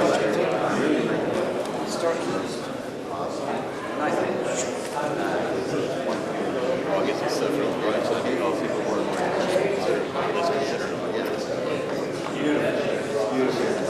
Okay, where's mine? I'm actually using my left hand. Okay, now we're going to move it up just a little bit up the arm. Right now we've been looking at the wrist. And when you attack the wrist, you're actually causing the body to get cold. Okay? There's a little bit of chill that gets added. We're going to move up a little bit now because this guy actually knows how to hit. And he's not just a bully, but he's somebody who really wants to hurt me. So now we're going to move up to this big ball of the muscle here under your arm. We're going to do the same strike with the same knuckle, the same fist, and we're still going to angle in with our backhand, or our line hand, or our bad hand, depending on who you want to talk to, coming in on the wrist. So as he comes in with that punch, he comes in with that punch. Now, a couple things happen here. One, I'm in this positions me. Two, that buckles the arm, which puts me in the position for the lock, or the take. Now, watch his knees as this happens. See how that knee kind of comes up? Let's try that a little bit. A couple of minutes. Got some of mine, right? Yeah. I'll work out. You can rub out before we're done. I got my notebook and open it. Where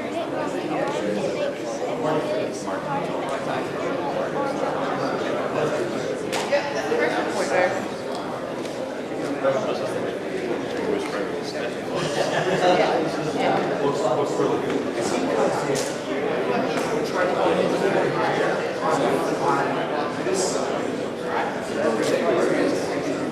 to In the street, I'm not going to,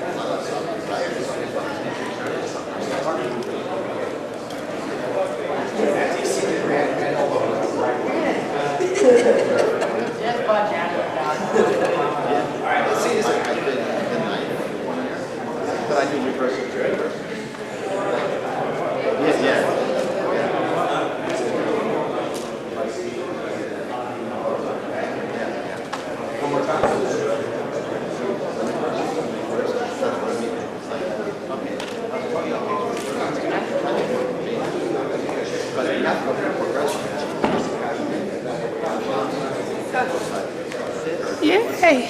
It's almost time. Wait, so it's almost time. And then I kept enjoying like, what time is it? He had to grab his arm. What time is it? However, some of those places, does work. All right, so we've done it off the same arm. Now, when we're in the ring, or you're competing, or you're actually fighting with someone, okay? I take kind of a another stance. As that comes in, I'm looking at him as I do it. I'm going to actually be angling off. Okay, this is called, I heard of this, a split entry, right? He comes in, there's my gunting and a bump. One more time, he comes in, there's my gunting and a bump. One more time, he comes in, there's my gunting. I destroyed the wrist, destroyed the elbow, and I go for the shoulder. Okay, let's try that. It just activates. Turn it up loud. Where's my sword?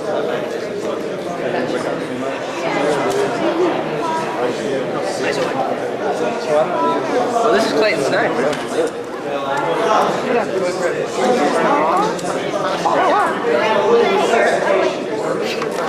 Right in my muscle.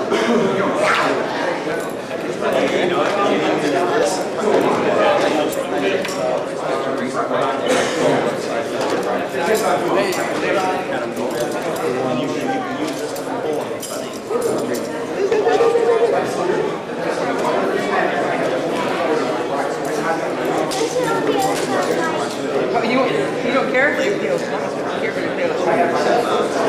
This takes care of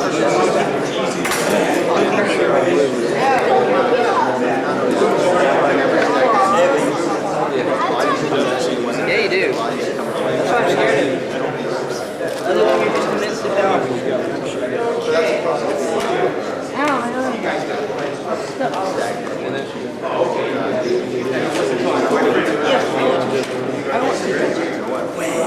I want to touch it. Maybe some of his glory or rub on me.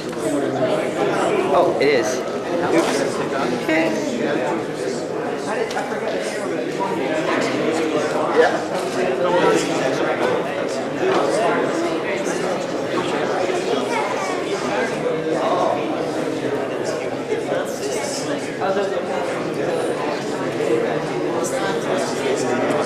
He's like, it's the strike.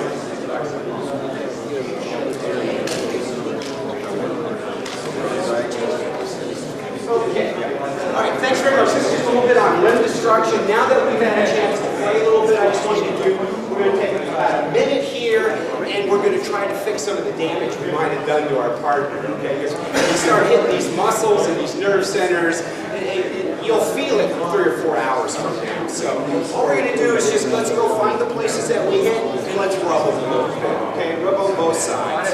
Put some intention in it. There you go. Rub it out. Put some meat down. Put some meat down. Find the knots. Find the knots.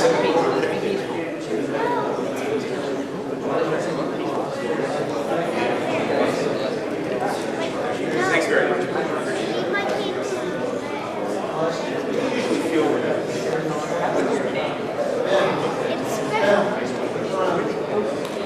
All right. Thank you very much.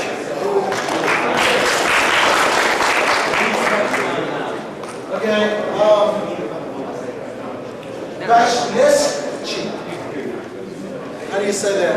Everybody say James Bond. James Bond. James Bond. That's how I say it. Everybody.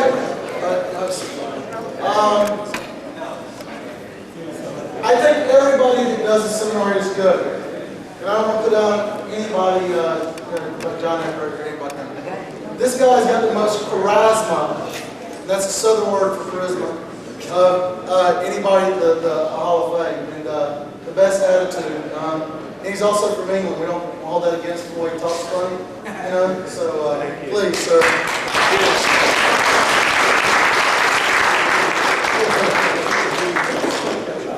Well, that's a pretty big build-up. I hope I live up to it. George is an excellent martial artist, and I respect what he said.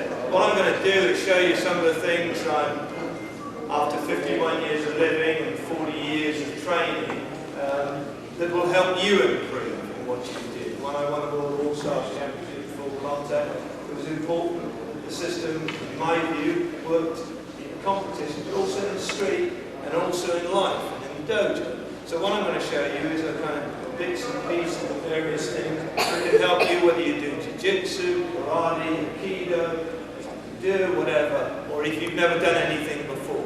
So enjoy what we're going to show you and have a go. Now, I just loosened myself up a bit because at 51 I need at least an ounce. If I do, they got me to do it in front of the whole of the council. Some of you I did. You probably think this guy from England showing off with this funny accent, but there. So I'm warmed up now. So there you go. So let me try and show you. George, if I can. It's my assistant, George, third down British champion. So basically, what I'm going to get you to do, just to work the legs a little bit, just to start, is just if you can, have a go at a combination that's a pretty handy one. I'll just demonstrate it for the street and everything. But basically, a front kick and a round kick. But as you do this, there's different levels of power. If you're in a street situation, for instance, you go low and then throw that middle level kick without showing anything. Because in a street situation, doing a street, you want to show. You have to tee up. There's a guy might be there, and you want to have a short range, the ability. So, because you'll be able to move into that one. So the ability to be able to be flexible is quite handy. So that if the punch comes across, you hit it. Okay? So we'll break that down slowly. So the first thing is the punch swings across, lead, and now watch this leg. You notice very slowly as he throws it, the ability pushes through. I'm not moving away. At the same time, the ability cover, strike, and kick. So this is basic for all of them. So as a punch comes in slow, cover. Here, slap or strike, palm, heel, or back fist. And then the same leg that's here, you could kick up and kick. Sorry. Do you want to have a go? Not quite as hard as that. He's fine, he's smiling. Does anybody want to have a go? Have a go, all right? So it's defending against that swing. No. Nobody wants to have a go. You just want to watch, basically. Yeah, swing. Yeah, all guys do. Have a go. Have a go. So it's a swing punch, isn't it? Cover, strike, and one is go. Have a go. Those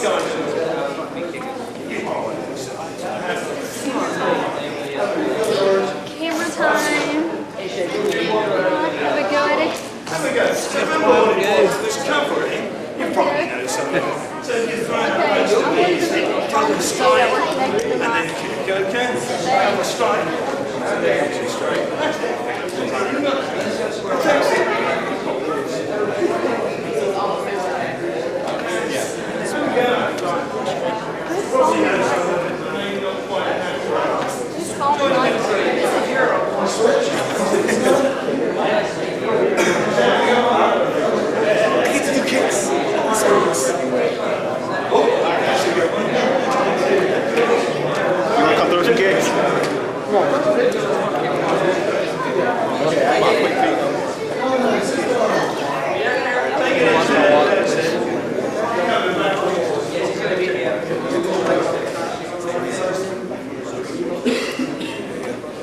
Yeah, mate, stop it there.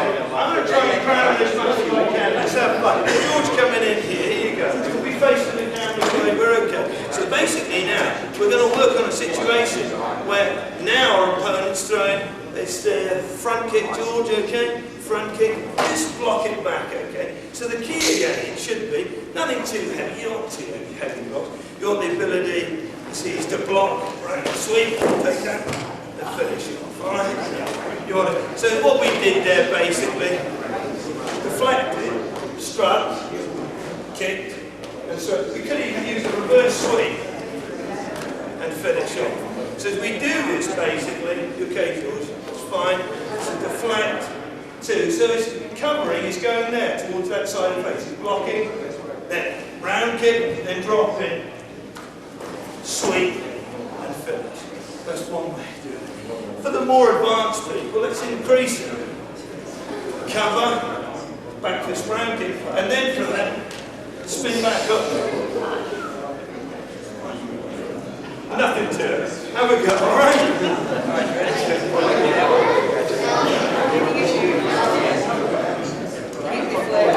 I can do it 50. Round kick. Any variety of things that you want.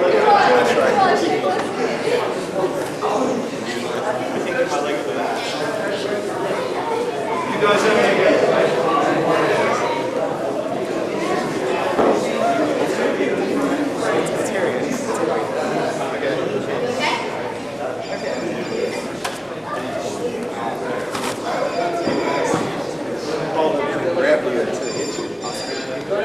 I don't think so. We'll find out in a minute.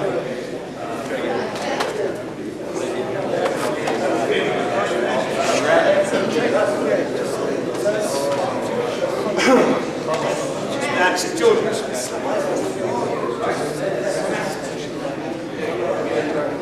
open too. That's good. The key is if you block from the guy attack, to send up that attack there to create the opening there. See, send it out that back. Yeah, mate, I'll stop you there. Let's try and show you more. George again, centre. Okay, so you see, all of this can be adapted. If you're in a street situation and you can't kick high, you don't need to. But if you have the ability to kick with more than one kick off one leg, you've got a multiple chance. If one misses, you hit. So if you've got that 1-2, so if you've got the multiple kick,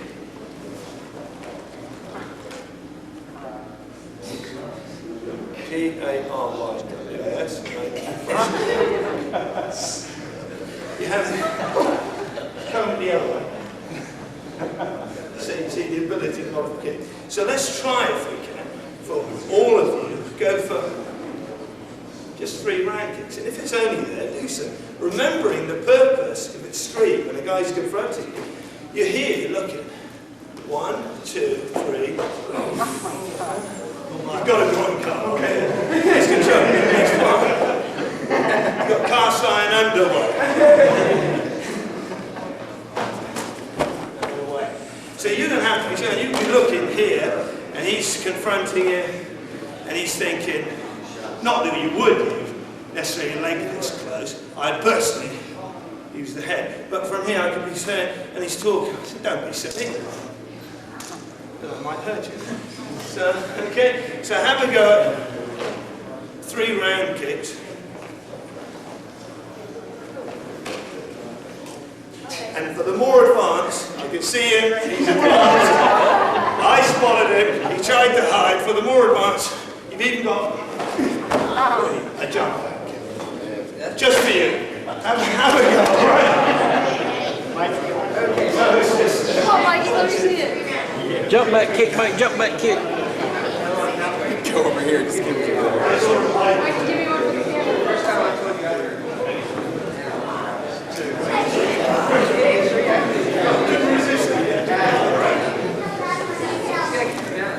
I don't want to eat it. I'd fall with you.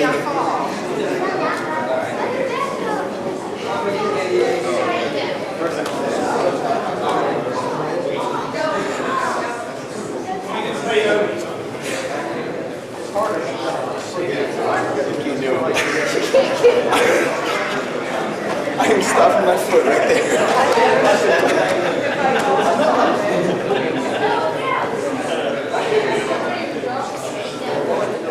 That's it, just those travels, that's it. Try both legs as well. Go both. Bring the other one down. Stop it. Try it. 1, 2, 3.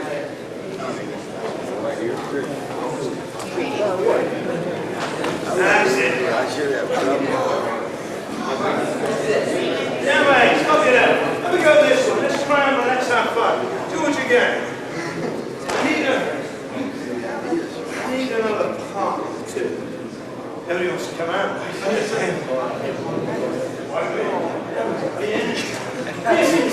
Dude, George in the middle. Did you go this side? Are you going here? Come in a bit closer. That's it, come close. What have you got? So you now, with your hands, have to cover. Now I'm not going to hit to the front of your face, because it's dangerous, okay? I'm going to touch.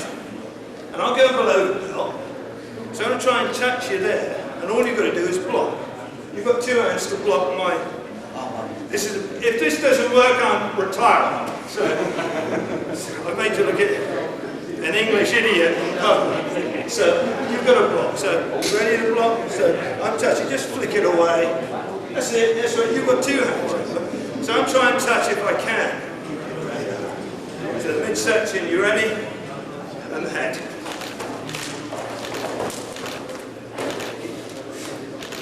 I think they're letting me do this to them. Sorry. Are you okay? I apologise for being so slow. All over. Good.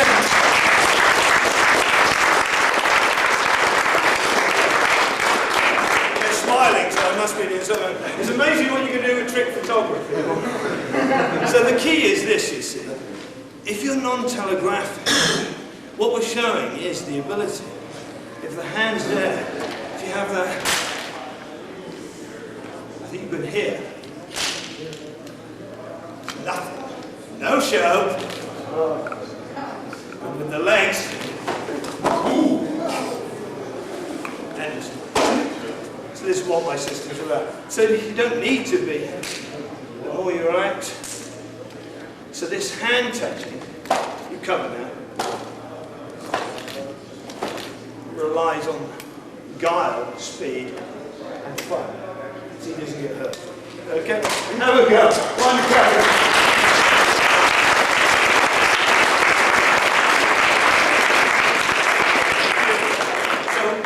Up, same thing. One covers, you don't go near the front of the face, you touch the top, the side of the face, midsection. Try it out yourself.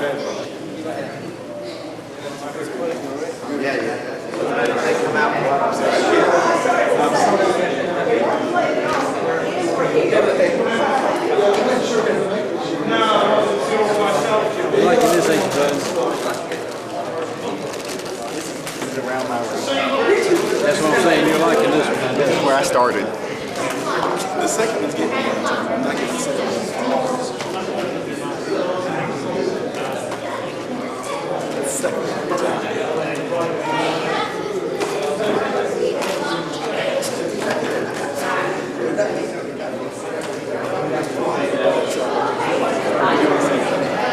You're doing the second 1, 2, 3, 4. That's where I go.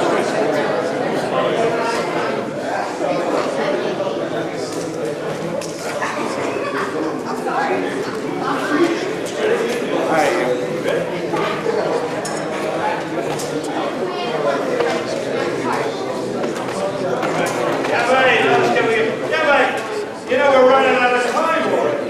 Sure, so last one I think we got time for. So we've shown you, haven't we, where the kicks, the power, the control, all these other, we've shown you the speed, we've shown you the fences. Let's show you another one here, if we can, from grabbing situations. There's some very great masters here in Jiu-Jitsu and all this, but I found for the youngsters, one of the best ones is this. Fence and strike. For the seniors, one I found is striking simultaneously to the nose of the groin, breaking the grip, head strike, and then one of those little kicks that do the business. We turn it in the shoulder. But again, you see, from the grab, or strangulation, from here, pinch, something, or if you're a senior, 1, 2, in, head, or the kick. And one that we'll do, show you, if you've got a guy that's grabbed like this, and we've hit, open, twist, come around it, pressure points just there, into the side of the neck. It's Tiger's a system that works on all the meridians as well. But let's do this one. Juniors, pinch, push. Seniors, strike, in, knee, head strike, and then kick away. And if you fancy doing this, you could, and then stand back and say, G-A-R-Y, clean up that. Have fun. Go and have a go.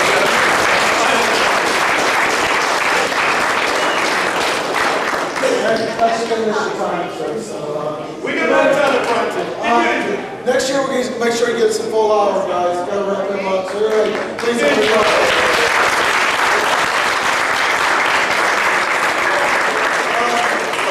Guys, have a seat real quick. I'm not sure what George will do. To explain to you what George Alexander does is what's really important is he's got the booth back there with the tapes, but taking care of the history of martial arts, the way he's doing it, putting everything, transferring everything to DVD, the old stuff from the 30s, 40s, 50s.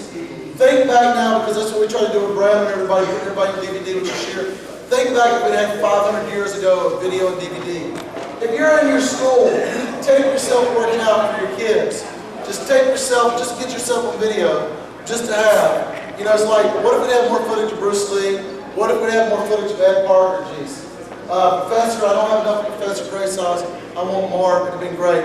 But, you know, again, this guy, if we can get him on the floor now, he's running away. But what he's doing for that part is just really cool. He's going to have a lot of fun with you guys. I think we're going to have to give him a big round of applause. Get him out here. George Alexander, let's give him a big round of applause.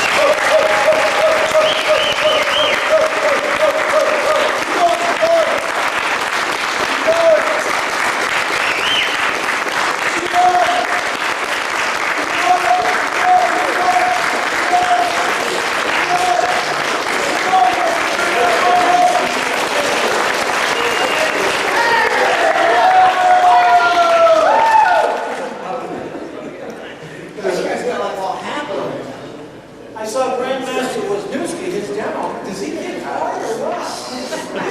Man, what a tough act to follow. I gotta work on some jokes, I guess. You know? Anyway, what a day. We're going to show you a little Okinawan show to the karate today. And got some people coming up from West Palm Beach to help me out. This is Sensei David Peters. Give him a big hand, Dave.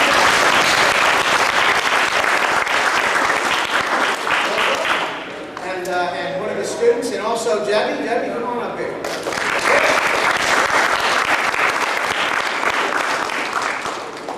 Okay, Sensei Dave, he's a guy that you want in a bar with you if you're in a bad situation. Okay. And then Debbie, you want her on your side later because she's an attorney, right? Okay. So anyway, we're going to do a little bit, a few kata, bunkai stuff, and then a little bit of work with the bug. I don't know. What do you want to know? Anybody have any questions? Karate, punching and kicking is not really very common. I'll tell you what. Let's do this. Let me do a kata for you. Obviously, we haven't rehearsed this one very much. Let me do a kata for you first, and then we'll slide into the rest of it. If you can have a seat, please. Let me do Hakutsuba for you. This is a white crane kata that I got in a village right now called Kumimura. Mura is village in Japanese, I'm sure as you know.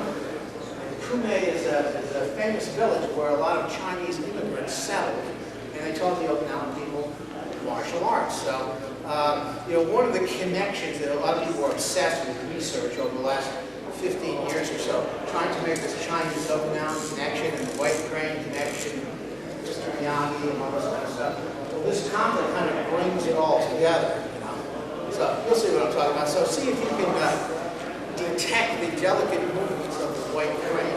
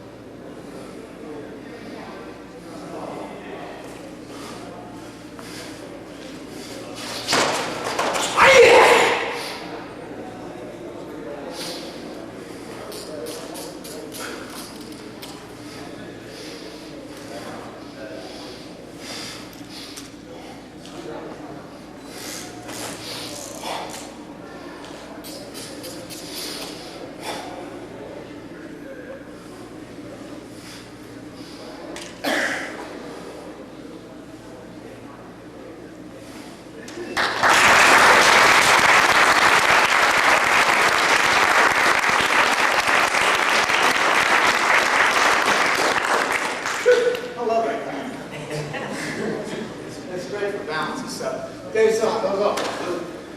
Do a little practical application. And wings of the crane. That's what this is all about. Hey, shoot on ski.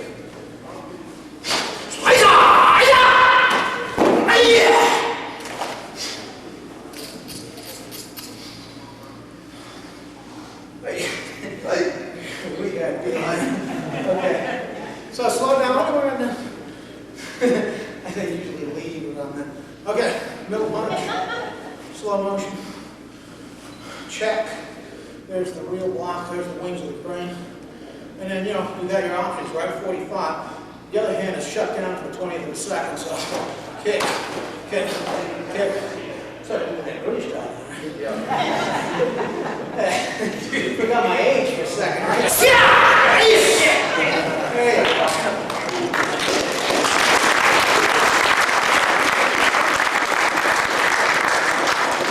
Okay, one more time. Same thing.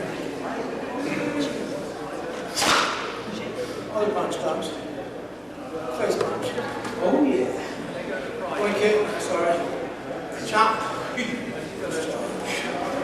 So the problem is when you slide to the inside, you're vulnerable to the second punch because you're not going to throw just one.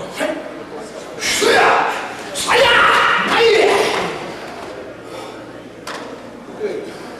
All right, one more time, a little slower. 2 punches. 1, 2. Second punch comes, usually a face punch, right? Groin kick softens them up. Oops, sorry. There we go. Chop. Pressure point striking. That will drop them right there. Sorry. That'll drop my knee for a little while longer. That'll drop them right there. Discharge. You can slide in this way. Discharge. Heel to toe makes them go away. Toe to heel puts the energy inside of them. Okay?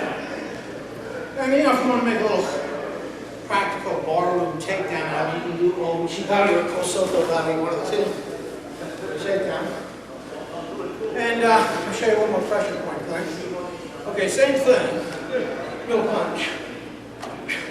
And you know, if you're doing self-defense, you can do that too. It's fine. So, block, the second punch comes. The groin kick to the pressure point, and actually it's not the genitals or the surigane for you Japanese people. It's a pressure point right above the genitals. It's a big toe kick like that. That sets up the little jolt inside. And then the next is to hit 2 pressure points at the same time. Boom, like that. Okay? So, take it easy. Okay. You can try that if you want to get some. I've got this stuff on DVD. You know what they say, don't do this at home? Try it at home, just don't sue it. Okay? Alright. So there's some pressure point stuff. Now let's get these guys. I'm going to let these guys do a little combo for you. I'll do it along with them. Hey, Woozy. Basic Pinon Shodan, one of the first combos of many karate styles. Shoko punch, Shiko root, Shodan root, whatever root you got, or if you got no root. There you go. Let's get it. Hey! Wood! Pinon Shodan. That's right. Boy! Hey! Hey! Hey!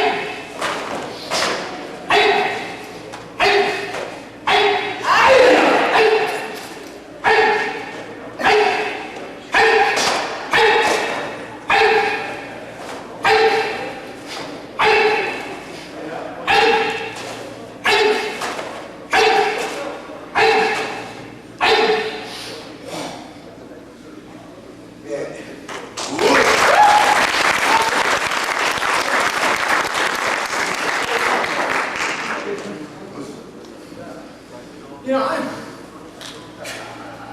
I've been doing this so long, it's like, I think everybody just knows this. I was telling somebody earlier, you can really get out of this and do something else, but dancing.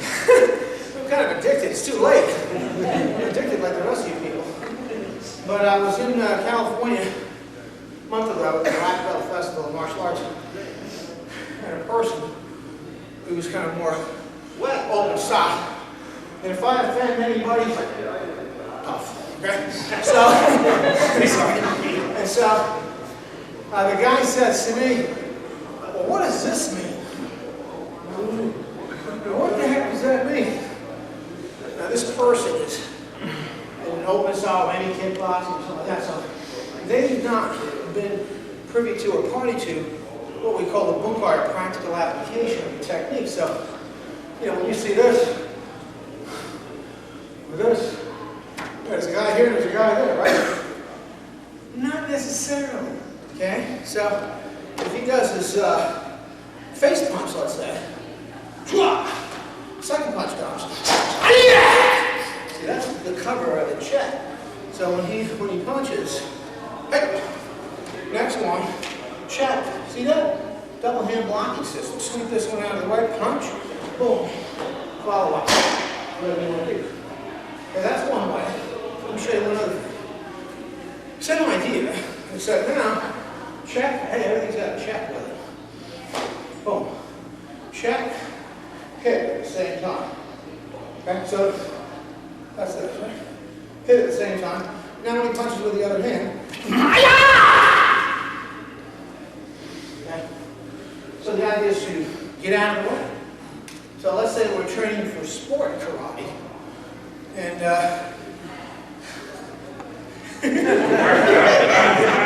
okay? And so, come out to on guard position. And what I want to do is either touch or grab. Brings his mind down to here. Punch. Good? Just good? What do you think so far? Okay. Now what? Well, he punches back. He punched me in the face. No good. I might have got the point, but I still got punched in the face. So this is what I teach people. Okay, come on, tag. Okay.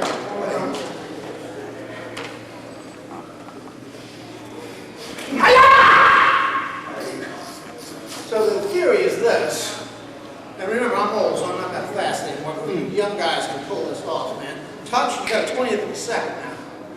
And some people teach this. I like that because I can control it a little bit. There's the punch. Now, when I come in, I got to give a little jerk and go like that. And that way I don't get hit in the face. So you've got to accomplish all this in a 20th of a second. Like that. Just a little kumite, sparring, then accomplished, then, you know, kind of works. Let's see. What else we got on our list? They're flashing me signs saying 5 minutes, 5 minutes.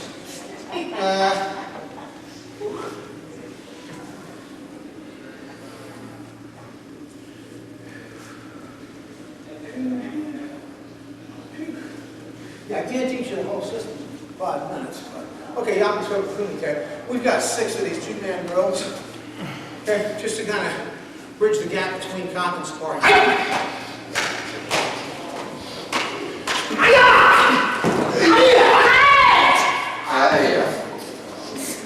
God, your neck is stiff. Oh, sorry.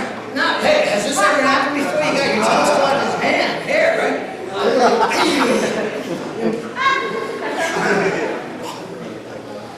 It's not like making a movie.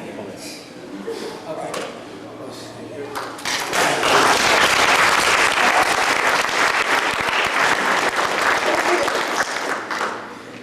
Dave and I are going to do a little bow stuff for you when we'll end up with the director. That's not mine. It's mine. I turn my back, but I know where he is all the time. I know Dave. Okay? We've got 6 of these called kumi bows or 2-man bow fighting contests. Okay, let's back up just a little bit. We don't really get a chance. We're warmed up a little bit. We get a chance to practice. So instead of going 250 miles an hour, I'll do like 125. Okay. Freaked them out already. I don't hit me man with a stick. Roll it.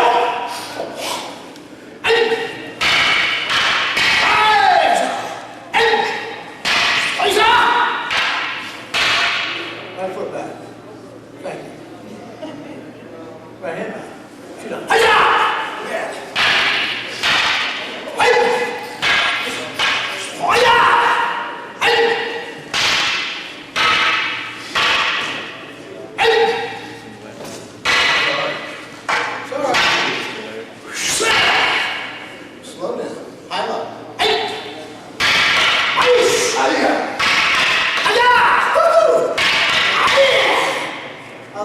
hits my knuckles.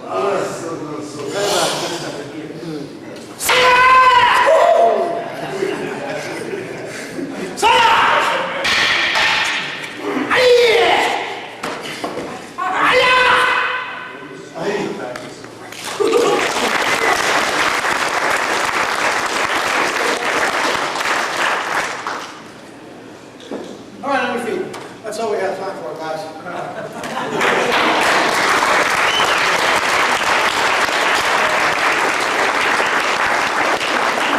Okay, give these guys a big hand.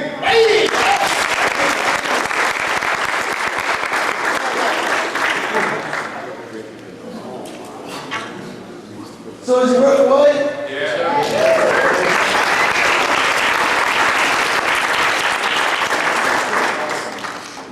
Okay, next we have Mr. Steve Lee Swift, who is he's another phenomenon of ours. We've got so many of these guys. It's just incredible. The thing is, a lot of these guys are local. When I say local, turns out he's pretty local to me. He's in Tampa, so not too far away. So I'll go over there and train with him and Brown a little bit. We come over and cook with me and train with me and share some. So it's all yours, sir. Thank you. All right, good evening. Now we can do this for a whole weekend. Unless you've been doing a demonstration, maybe you can say once is enough. Just to give you a little bit of background. Some people find it hard to believe I'm an American because of what I have done with this art. I started when I was 17 and a half, straight out of high school, with black belt in karate when I was 13 years old. And I moved overseas to Hong Kong, England. I had a chance to go into the Major League Baseball as a Major League pitcher for the Kansas City Royals. I turned it down to do martial art instead. I've been doing this 7 days a week pretty much my entire life. Someone asked me when I first moved to Florida, how long, about a week or two ago, how many days off do you get? And I started thinking about that. 23 days off in the last 8.5 years is all I've ever taken since I'm 17. So I lived in Hong Kong, I lived in England for a long time. I became a Wong Chilil, who taught Bruce Lee, as well as Yip Man, who taught Bruce Lee. His student, as well as Yip Chun and Yip Ching, the two sons of Yip Man. So it's the most direct lineage you could possibly get. My hours add up even more to my own teachers because I do it morning, afternoon, and night. They do it mainly afternoon and evening. So our MO is basically that we try to teach the entire system of Wing Chun. And the reason why I put emphasis on that, even my own teachers, some of them were particular about some of the swords. They love to do Ba Chum Do, the swords. Some like the long pole to do the like to do the Luk Dim Bung Kwan, the long pole better. So one had a preference over the other one. I don't want to have a preference, I want to know the whole thing. Also, some people were more into a certain kind of energy with Chi Sao. Some of you may know about that, called sticking hands, feeling out the movements, dissolving the attacks, and so forth. And another person had a different kind of energy. I wanted to know all of it. So I spent a fortune doing this, that's for sure, and a whole lot of time and my whole life into it. I haven't had another job my entire life except doing this. Now, the reason I tell you that, one teacher says, oh, Chi-Ger, sticking legs, is not necessary. Heck it isn't. You better know how to fight just with the legs alone, close quarter, or you could be in trouble in a situation someday. So I want to make sure I was as complete as I possibly could be for my students in the future, and that's what we have done. Now, October 23rd at Inside Kung Fu, we have an article coming out with Dr. Nelson Rios, who will be doing a lecture a little bit later, on blindfold fighting and Chi-Ger sticking legs. That's coming out in Inside Kung Fu. It's a December issue. And that is pretty wild. We tried to bring the table here, but it was 350 pounds. The car started to blow out a tire on the right-hand side, so we left it behind us. Okay. What I'm going to talk about tonight is show you briefly why Wing Chun is different from a lot of Kung Fu styles. And I think a lot of people have a misconception about what Kung Fu is. A lot of people think we do this. I've never done that in my life. Nor have I ever done this. I have never done that before. If someone else does it, that's fantastic, but it's not what we do. As you know, there's some people categorize arts soft and hard. The softness is yielding to the power, not clashing force against force. A lot of other arts are more of a hard style, as you know. And We're a blend of soft and hard. The softness is yielding against the power. The aggressive, the hard part is the attacking. It's hitting with multiple blows using relentless pressure, not giving a person a chance to do anything. Okay? That's what we're all about. It's definitely not a sport tournament art whatsoever. It's no one would really want us to even go to that. But I'll give you an idea of why we do what we do. The whole art is based on simultaneous attack and defense. 80% of this art is simultaneously. As soon as you move here, it hits you. That's basically what you want. I wish it could be 100%, but it doesn't always work that way. Rolando is a good student of mine. He's been with me only for a year, but he has never missed a class more than 5 times in an entire year. And he's bendable. He's like, you know, the Dow Gumby. He used to be very good. So I can shape a mold and he'll be okay. Whereas Dr. Nelson and I are a little older, and in our 47 and 50s, we, you know, a little easier. Anyway, just give you some simple ideas of why someone's come into the school and they wonder, why is it different? That's what I'm going to do. For example, simultaneous attack defense. The first thing people will learn is to shift out of the way of power and not clash force against force. So he punches straight. So from here, well, the camera. Right. Big punch straight. Boom. You go. He goes a hook punch. Right. Do it again. Okay. Good try. All right. So he goes to jab left cross. Boom. Okay. So basically, what you're seeing is as soon as he goes to jab, there's a kneecap. He can't jab you without stepping in. Getting the knee kick. When he punches again, there you are. Boom! What's great? You move in. So when he went to a hook punch earlier, went to the eyes, 1-inch punch, you're following with the elbow. Okay? My hand was actually cocked back from going through, following with the elbow, which can continue with a knee, strike, throat, rib, stomach, and so forth. It's fun to do it real fast. But then his life's on the line, so we gotta slow down a little bit. He goes, jab swing backwards. Right. From there. Right? Feel good. Also, he goes, jab, shoot for the legs. Doing it appropriately. Does a big knee. Right. Things like that. So, as soon as people move, we hit, we hit, we hit. Whole art is based on that. So, if he throws a straight punch, he kick him in the knee. Oh, come here. Why are you? Get over there. So, goes to try to block. We always keep low and hit high at the same time. So when he goes block, come here, then right, that way. All right. Again, as soon as he goes to block, you'll notice that when he blocks, I already kicked the knee. From here, straight up the middle, palm heel, back of the neck, curve, crush. That way. All right? Or I can put it into an arm lock. So he goes block heel. Come here. Right down. Come here. Right? Okay. That way. And so the art of simultaneous attack and defense. He tries to block punch. Fast again. The block punch. Punch! Right now. Right now. Okay? So, all sorts of fun for you and your whole family. No. Goes to, right here, goes to shoot for the legs. Right to the neck. See, I'll hook them up. Again. Shoot for the legs. Go down, you're right to the jugular vein. This hooks him up. Right in the eyes. Boom. Okay. Got it. Also, all right. Also, in this art, when Rolando does a kick, we have about 3 feet, 2-3 feet to his knee. He's got 6 feet to reach my head. He's got 8 feet in the rear kick.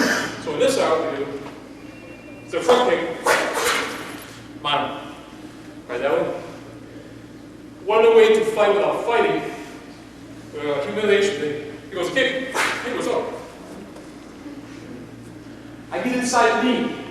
You get inside the knee, there's no power, but you better be quick. You gotta train your reflex to do that. See? The rear kick comes around, you're in. Right? Rear kick comes around again. Boom, got him again. In other words, there's his knee right there. Kicks kick, whack, whack, whack. I'm winning. Right? There you go. Alright. So that's the whole point. At beginning stage, believe it or not, is going to hit as soon as you can move. Wong Shung had a funny story about Bruce Lee. And he used to make me drink the raunchiest wine. It's like flakes and skin, grape skins it was, floating around inside. He said, yeah, drink this. He said, it's good. And he goes, by the way, never get married. He goes, stay single. It's good for you. I show him a picture of my wife. She's from Thailand. Her name is Ping Pong.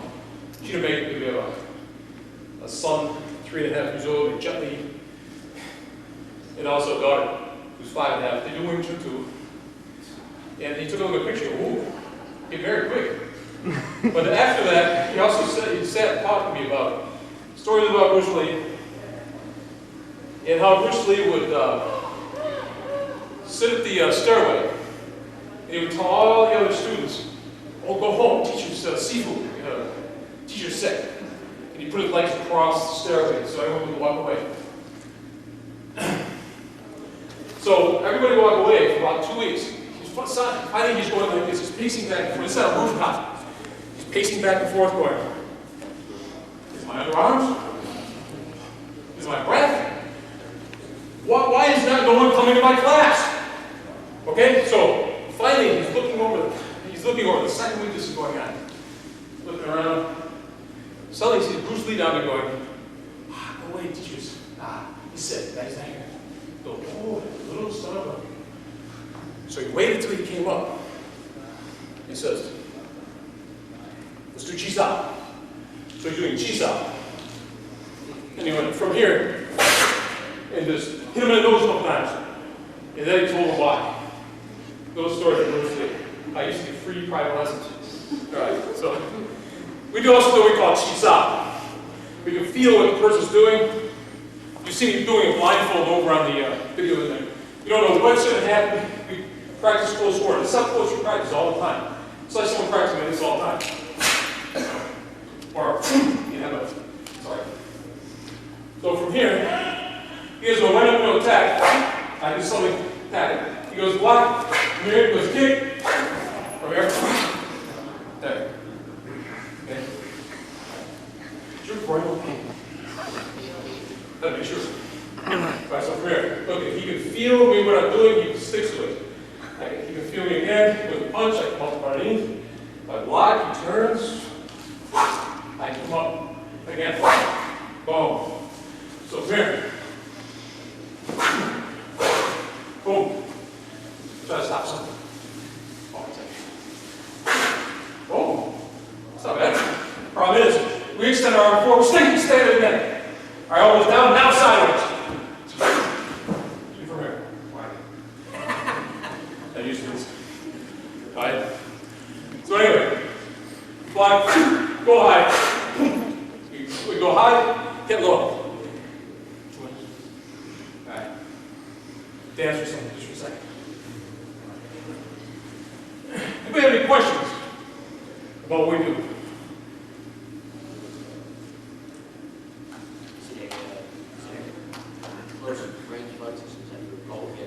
Yeah. It's a close range quarter. We fight on a table, which is not that much bigger than this, going around, as you see in inside home pool.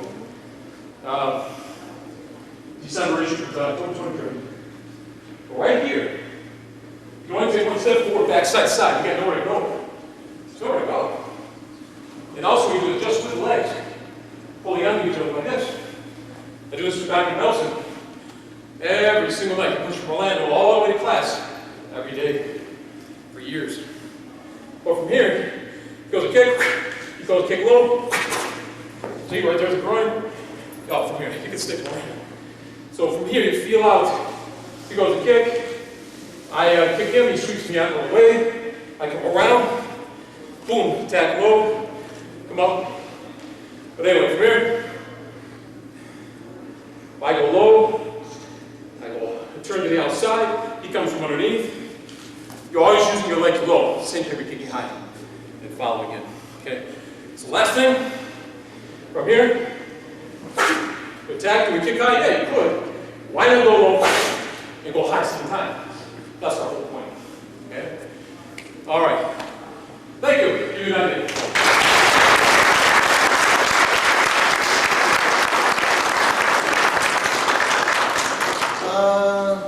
Hans van Robeck from Germany.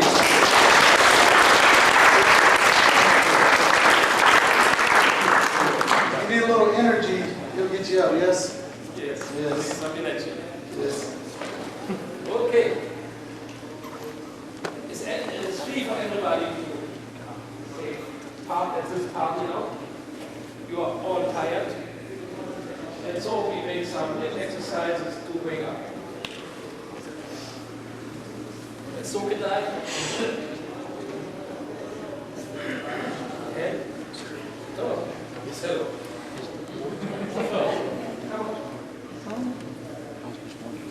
Nobody wants. Okay. Again. Hello. What was happening? Nothing. 4. We have the same level of tension now. Different. Hello.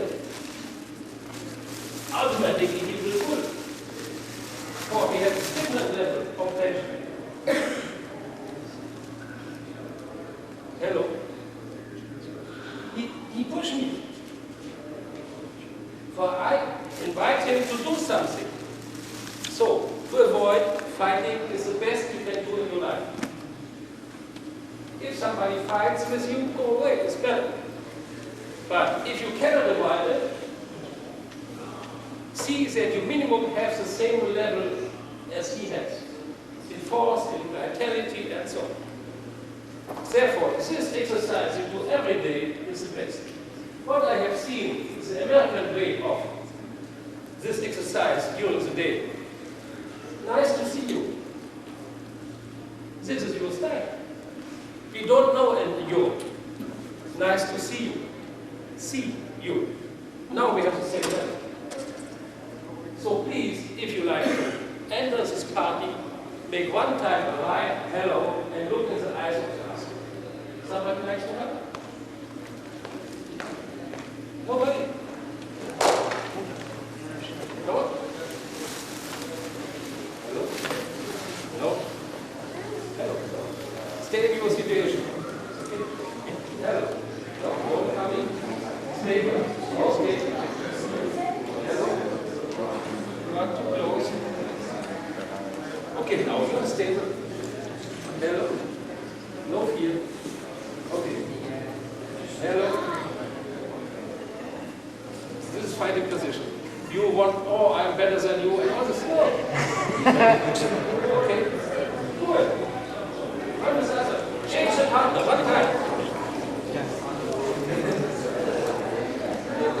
You took. Yes, I think.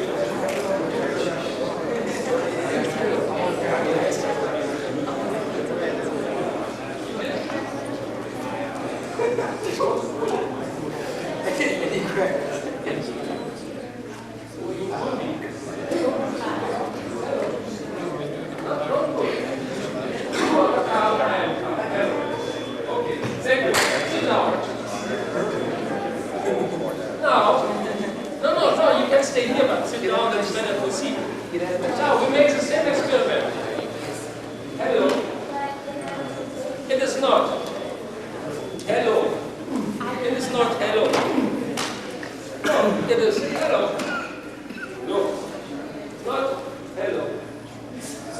Now I invite you to do something.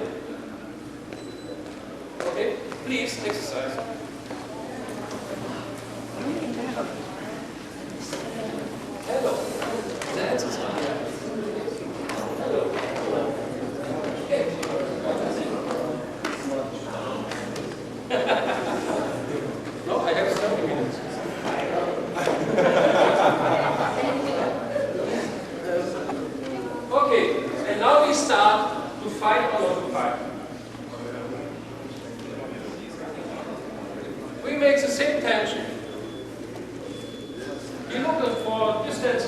3 feet. And we start at the same time to fall. Come on. Okay. We are stable. Now I make 1 step more. Okay, come on. And you see the weight difference doesn't matter. Okay. Exercise, please. Sam, we're doing this. We're doing this.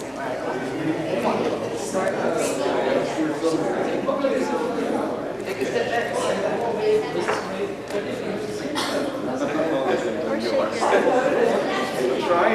I gotta go get him. Gotta do this I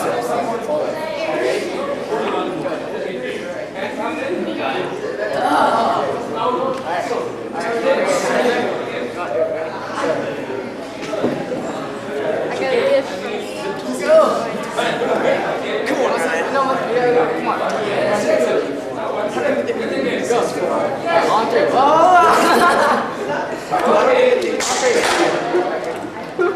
As you see, you can reduce the fighting situation in looking for the same tension we have had before, the tension and the intention.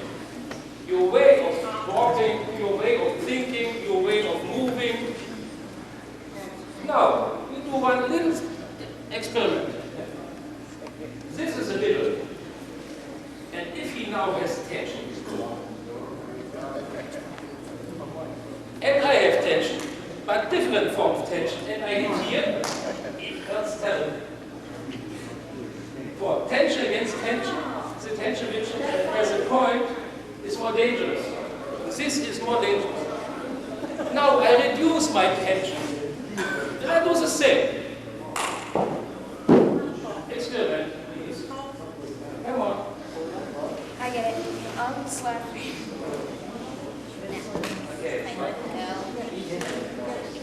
Fist.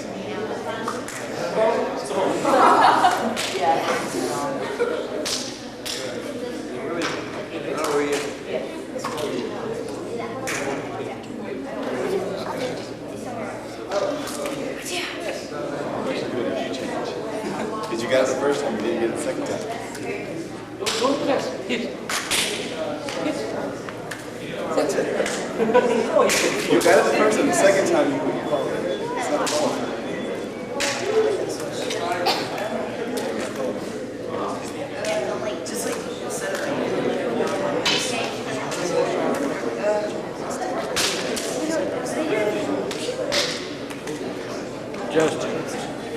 Justin. Okay. Now you have seen if there is a situation, and if this situation is more tension than you have at the end no problem. If you don't start to have the same tension as the other.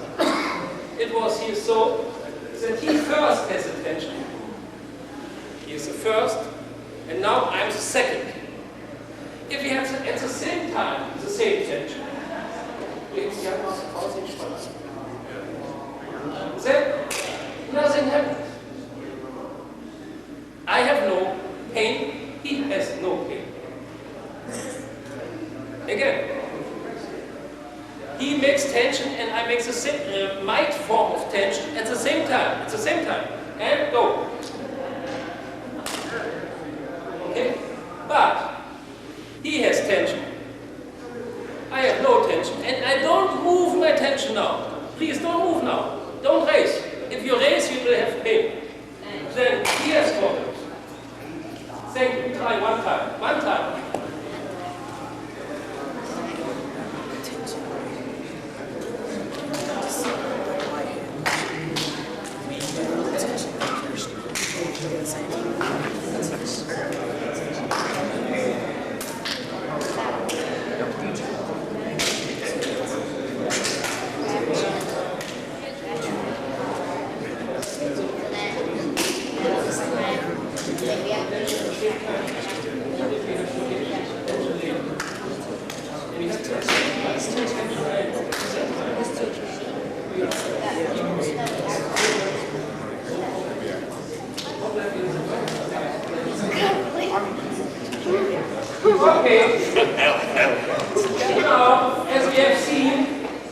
raising the tension is a very good thing. So, you ask, if he has any form of tension, as you like. Okay. Now, if I don't raise my tension now, if I'm all the time, there's this guy who says hello, yes, okay, now I guess so. So this is nothing for me, you understand? But if I raise my tension in the moment when I touch him, then I lose. If I make a technical movement,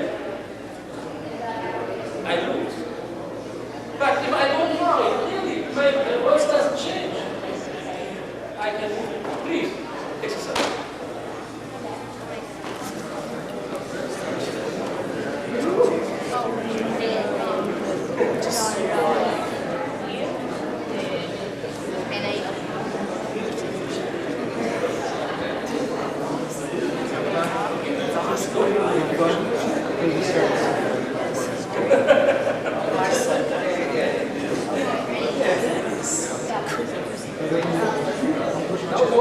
No, don't start.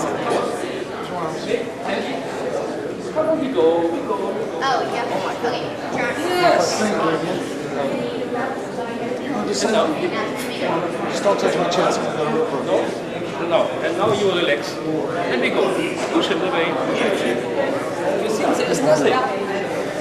You must not raise your hand. The moment that you touch it, don't be strong also. No, don't.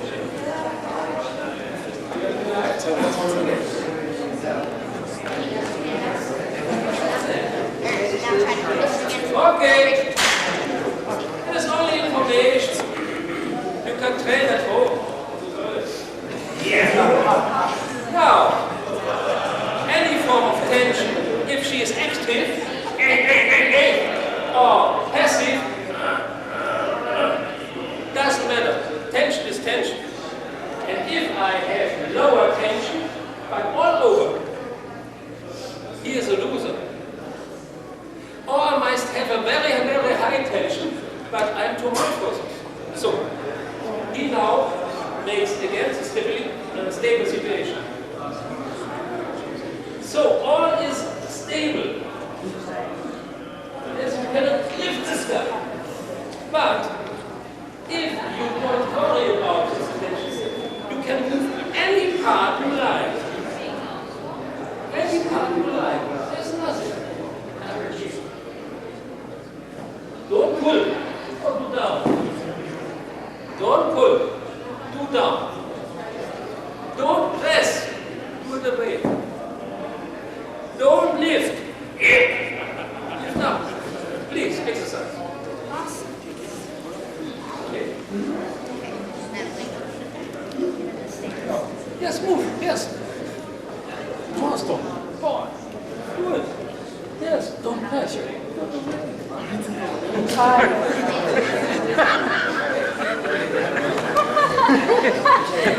do that again. Wait, I want to shake.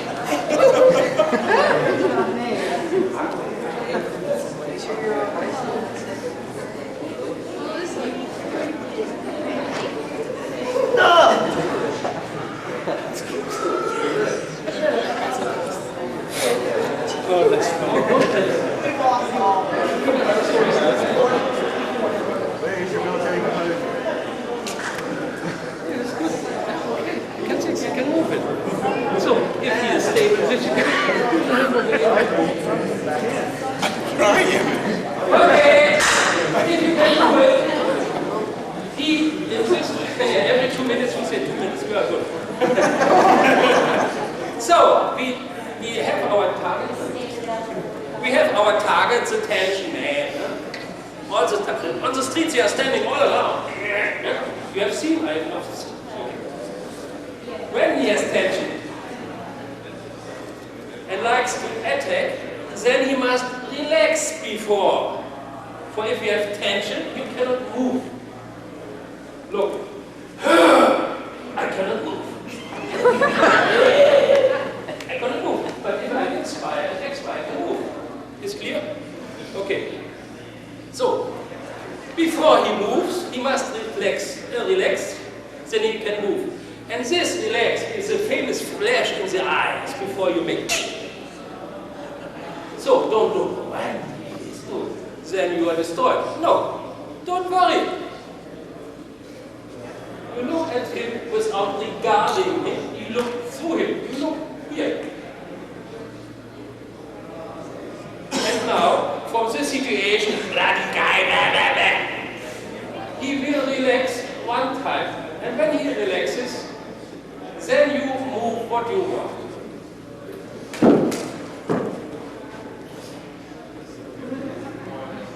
Again. Not. No, relax. Look behind you, and you will see what's going on. Please. Yes.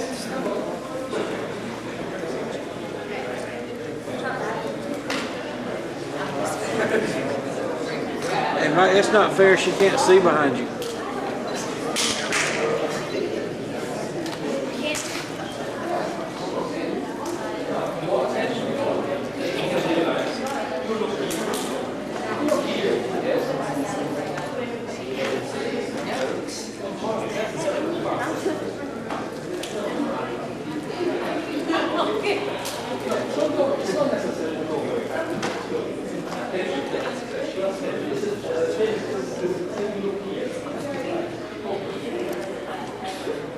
Don't look at him. Look here.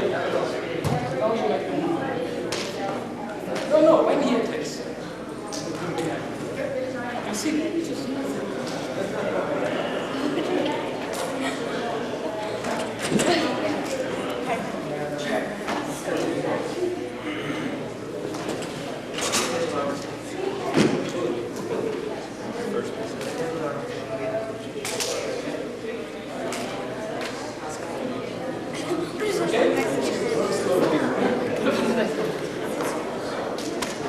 Now, it's the last before he shows me again, 2 minutes, you know. We make permanent strike. Okay. No fear. Your body, your mind, or whatever you have in the brain, knows everything. Don't look here. Look free. It is only a little experiment. We have one finger. And when he is doing this, look. The finger, no. The finger knows where to go. Slowly. This is when I think, then I touch it. If I don't think, when I follow the movement of my fingers, nothing happens. Go through the hands.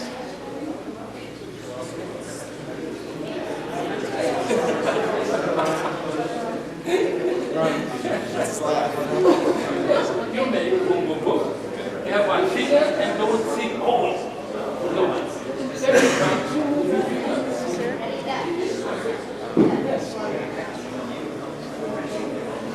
Yes, good. Okay. So you control it, that's good.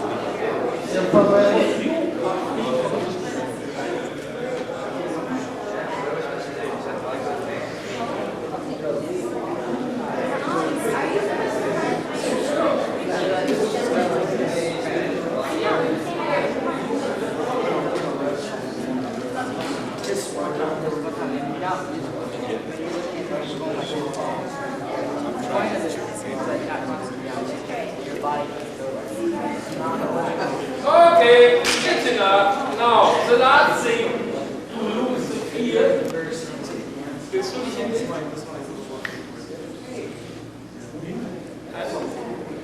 The last one.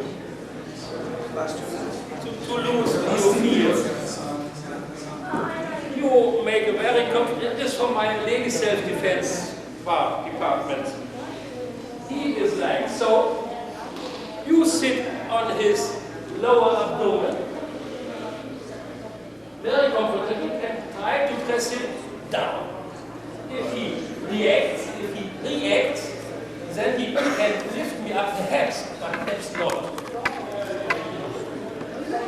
It doesn't work. Okay? Now, I am more heavy than him. Now, he doesn't worry about it. He doesn't change his tension. He lifts me up in a second 5 times if he wants.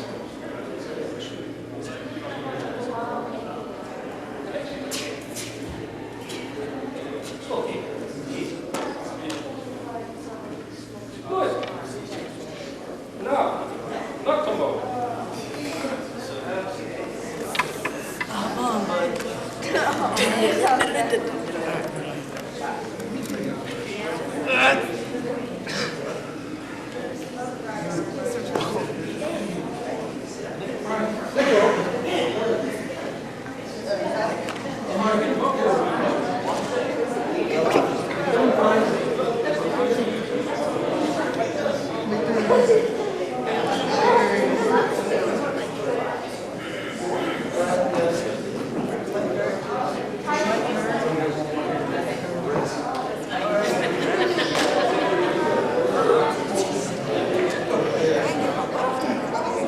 And now, yes. And now, yes. Make several times. Look, look, look, look. Look it. Come on. Look at it. Don't press, no. Lift him up. No, you start to press. Think a snake comes in your bedside picture. Or an animal.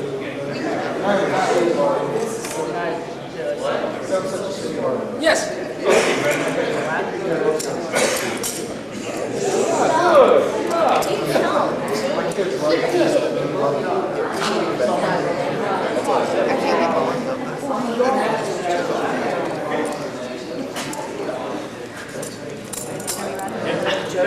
Okay.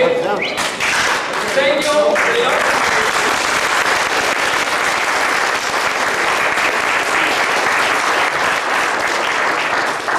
Okay, you guys have seen. One more. What's the rule? Everybody's kneeling for this? Yeah. So if you're sitting down, everybody can stand up. So you can hold people over the age of 13. Yeah. But we got brother Hassan coming on next, sir. No problem. Okay.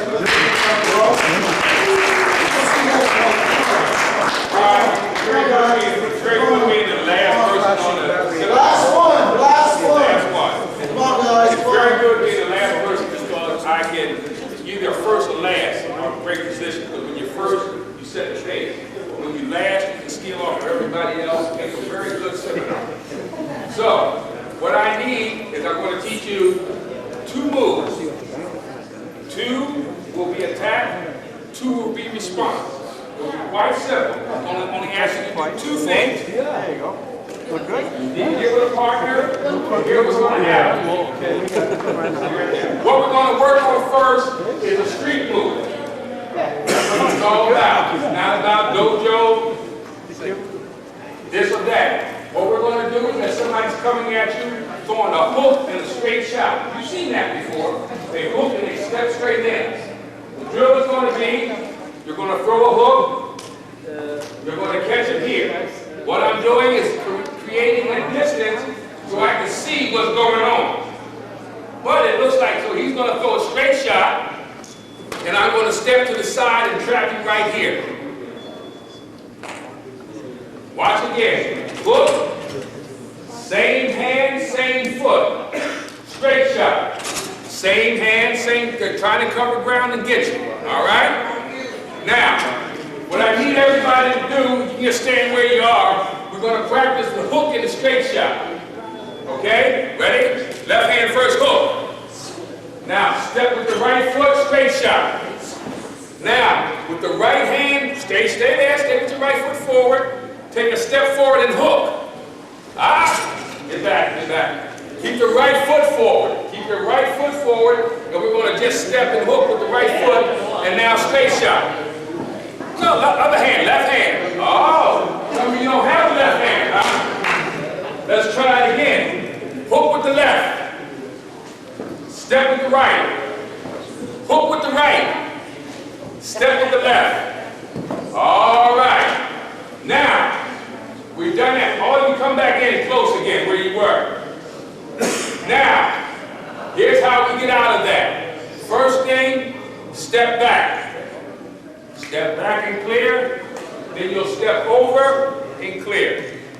Watch again. Step back. With your back foot, step up and over. Step back. Step up and over.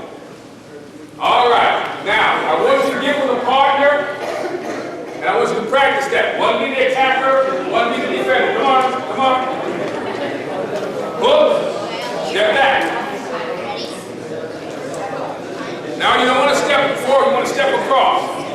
Do it again. Hook. Now you're going, now watch this. Hook. Hook. Bang, straight. Move. One hand up, on the side. Come on. No, no, no, no. Too much. No, one hand. Watch. Hook. Hook. Here, see how much distance I have between me? Straight shot. Boom. Side up. Come on, hook and straight shot. That's not bad. That's pretty good. Oh, no. Straight shot. Straight shot. Let's try again. Hook. Boom. Never over there now. Hook. Hook. And hook and straight shot. Okay, don't go forward. Here, straight shot. Bang. Here I am. All right. Hold on. Here we go. Now, watch what we're doing. He throws the hook. Oh, straight shot. This is what we call putting you in due position, meaning do what you do. This is called due position. Here, because you have a few things. You have 4 weapons against 2. Watch again on the hook. You want to get distance in this position so you can kind of see what's going. If this punch is coming straight, it is what we call committed energy. Every punch, every kick is what they call in physics committed energy, meaning it's not going to do like this to get you. It's committed if the person is committed to hit you. When he steps through, step through. Do straight shot. You step to the side and you allow, it will continue to go by you. You control them right here. Now, this is what I want you to do because there's so many varieties of systems and disciplines and you all have pride in what you do. When you get out here, I want you to do 3 or 4 moves on this person on this side. From your own system. From your own system. Then you'll do it on the other side, and you'll do 3 or 4 moves on this side. But you cannot repeat the same move. All right? Give it your partner to go.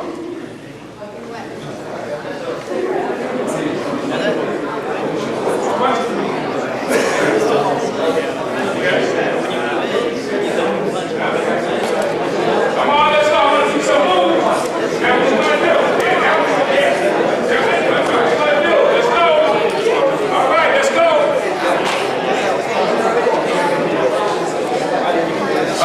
That looks like the wrong game. Okay, do the hook.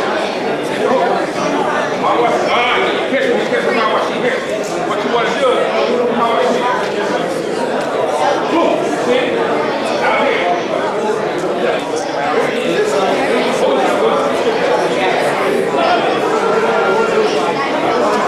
Already here. Straight lunge punch. Boom. Now you're here. See? Just outside of it. Outside of it. All right? That's all I want you to do. How are we doing? Let me see some moves.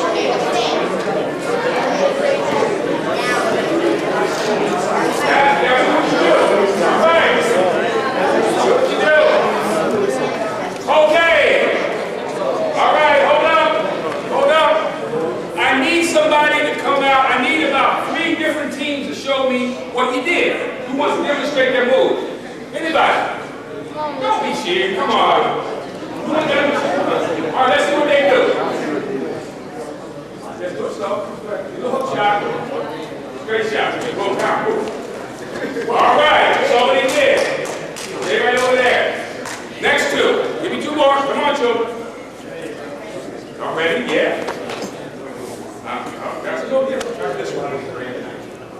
Boom.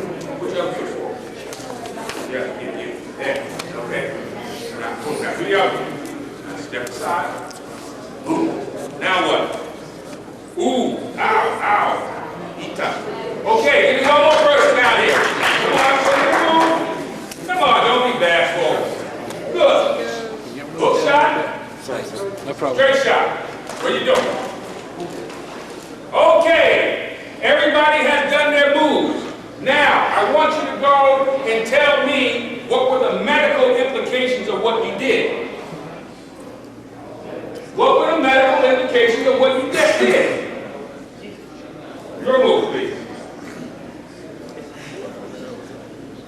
Show me what you did. You know you have to know anatomy to do martial arts. Hi.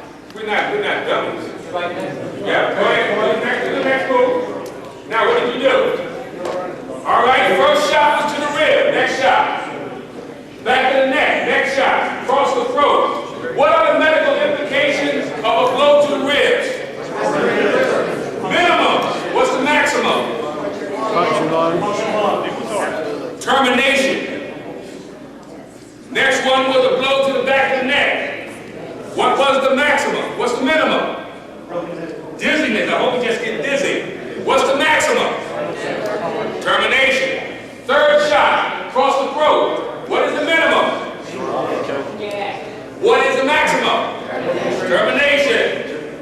I want you to go back and do your moves. Think about the medical implications of what you expect out of each move you do. We are not just a sort of get together, do something. We are probably one of the highest systems. All of you have one thing in common in here. No matter what your system, no matter what part of this planet you come from, we all have one thing in common. We control through pain. We have given you the gift. These teachers, we have taught you how to control through pain. We have taught you how to change your status, your peer group representation, how you relate to other people, because we taught you to control people through pain, which has changed you, and we have given you that power. What we like you to do is go back and think about what you're doing. Use your anatomy, use your physiology, use your understanding of the body. Go back and tell me the medical implications of what you do. Go back, let's go. This is a class.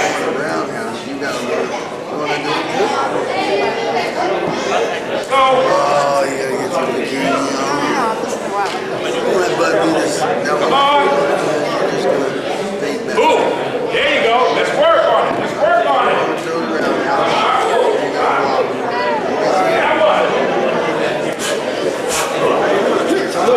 Watch out. Come on. Stay around.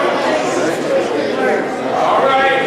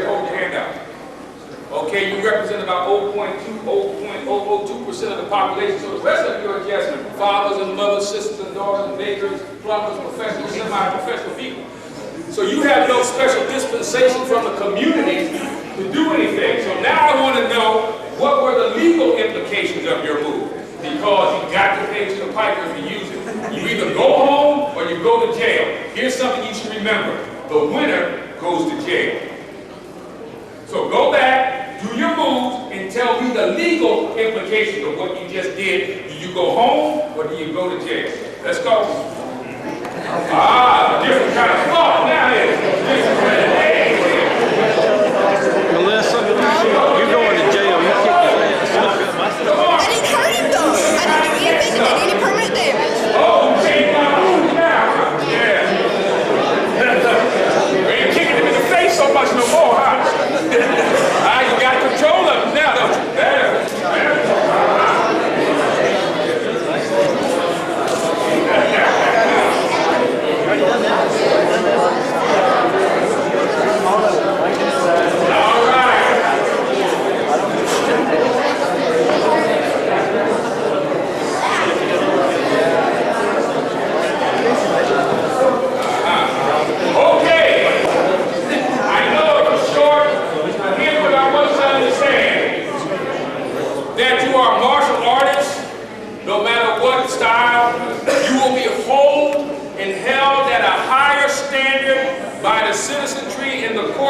country because of what you do. You have learned to control your movements to the minute. What you think is what you do. So therefore, the responsibility for what we teach you as Grand Masters, when you leave out of our dojo, we expect you to conduct yourself in the manner that you conducted yourself in here. Remember, as you do it, the winner goes to jail. Just determine when you use these systems where you want to go. There's a book I suggest that you all read. It is called The Martial Artist and the Law. There's another one called The Trained Fight, the Law and the American Trained Fighter. I'm not saying you shouldn't read it, but you got to think. Self-defense means that, do you want to go home? If your children get in trouble, your parents going to jail. There's liability for what we have taught you. Do not take what we have taught you lightly. We have changed your status in the community, and we have changed your status among men. Thank you very much.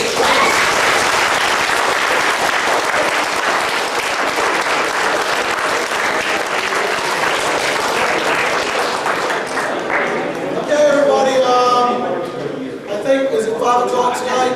Yeah. Okay. The booths and the tables will be open in a few more minutes. Come see us, then we'll give you a special. That's how much profit tonight. See you guys tonight. Let's see if we can get a special price on any movies. If not, it's fine.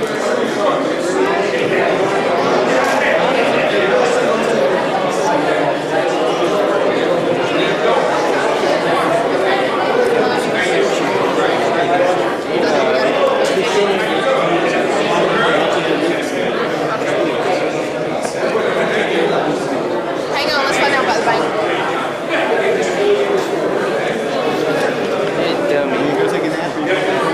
He's going to the pool. We got to catch up with her, so we got to hurry. Thanks, Shihan. We had a blast. Woo!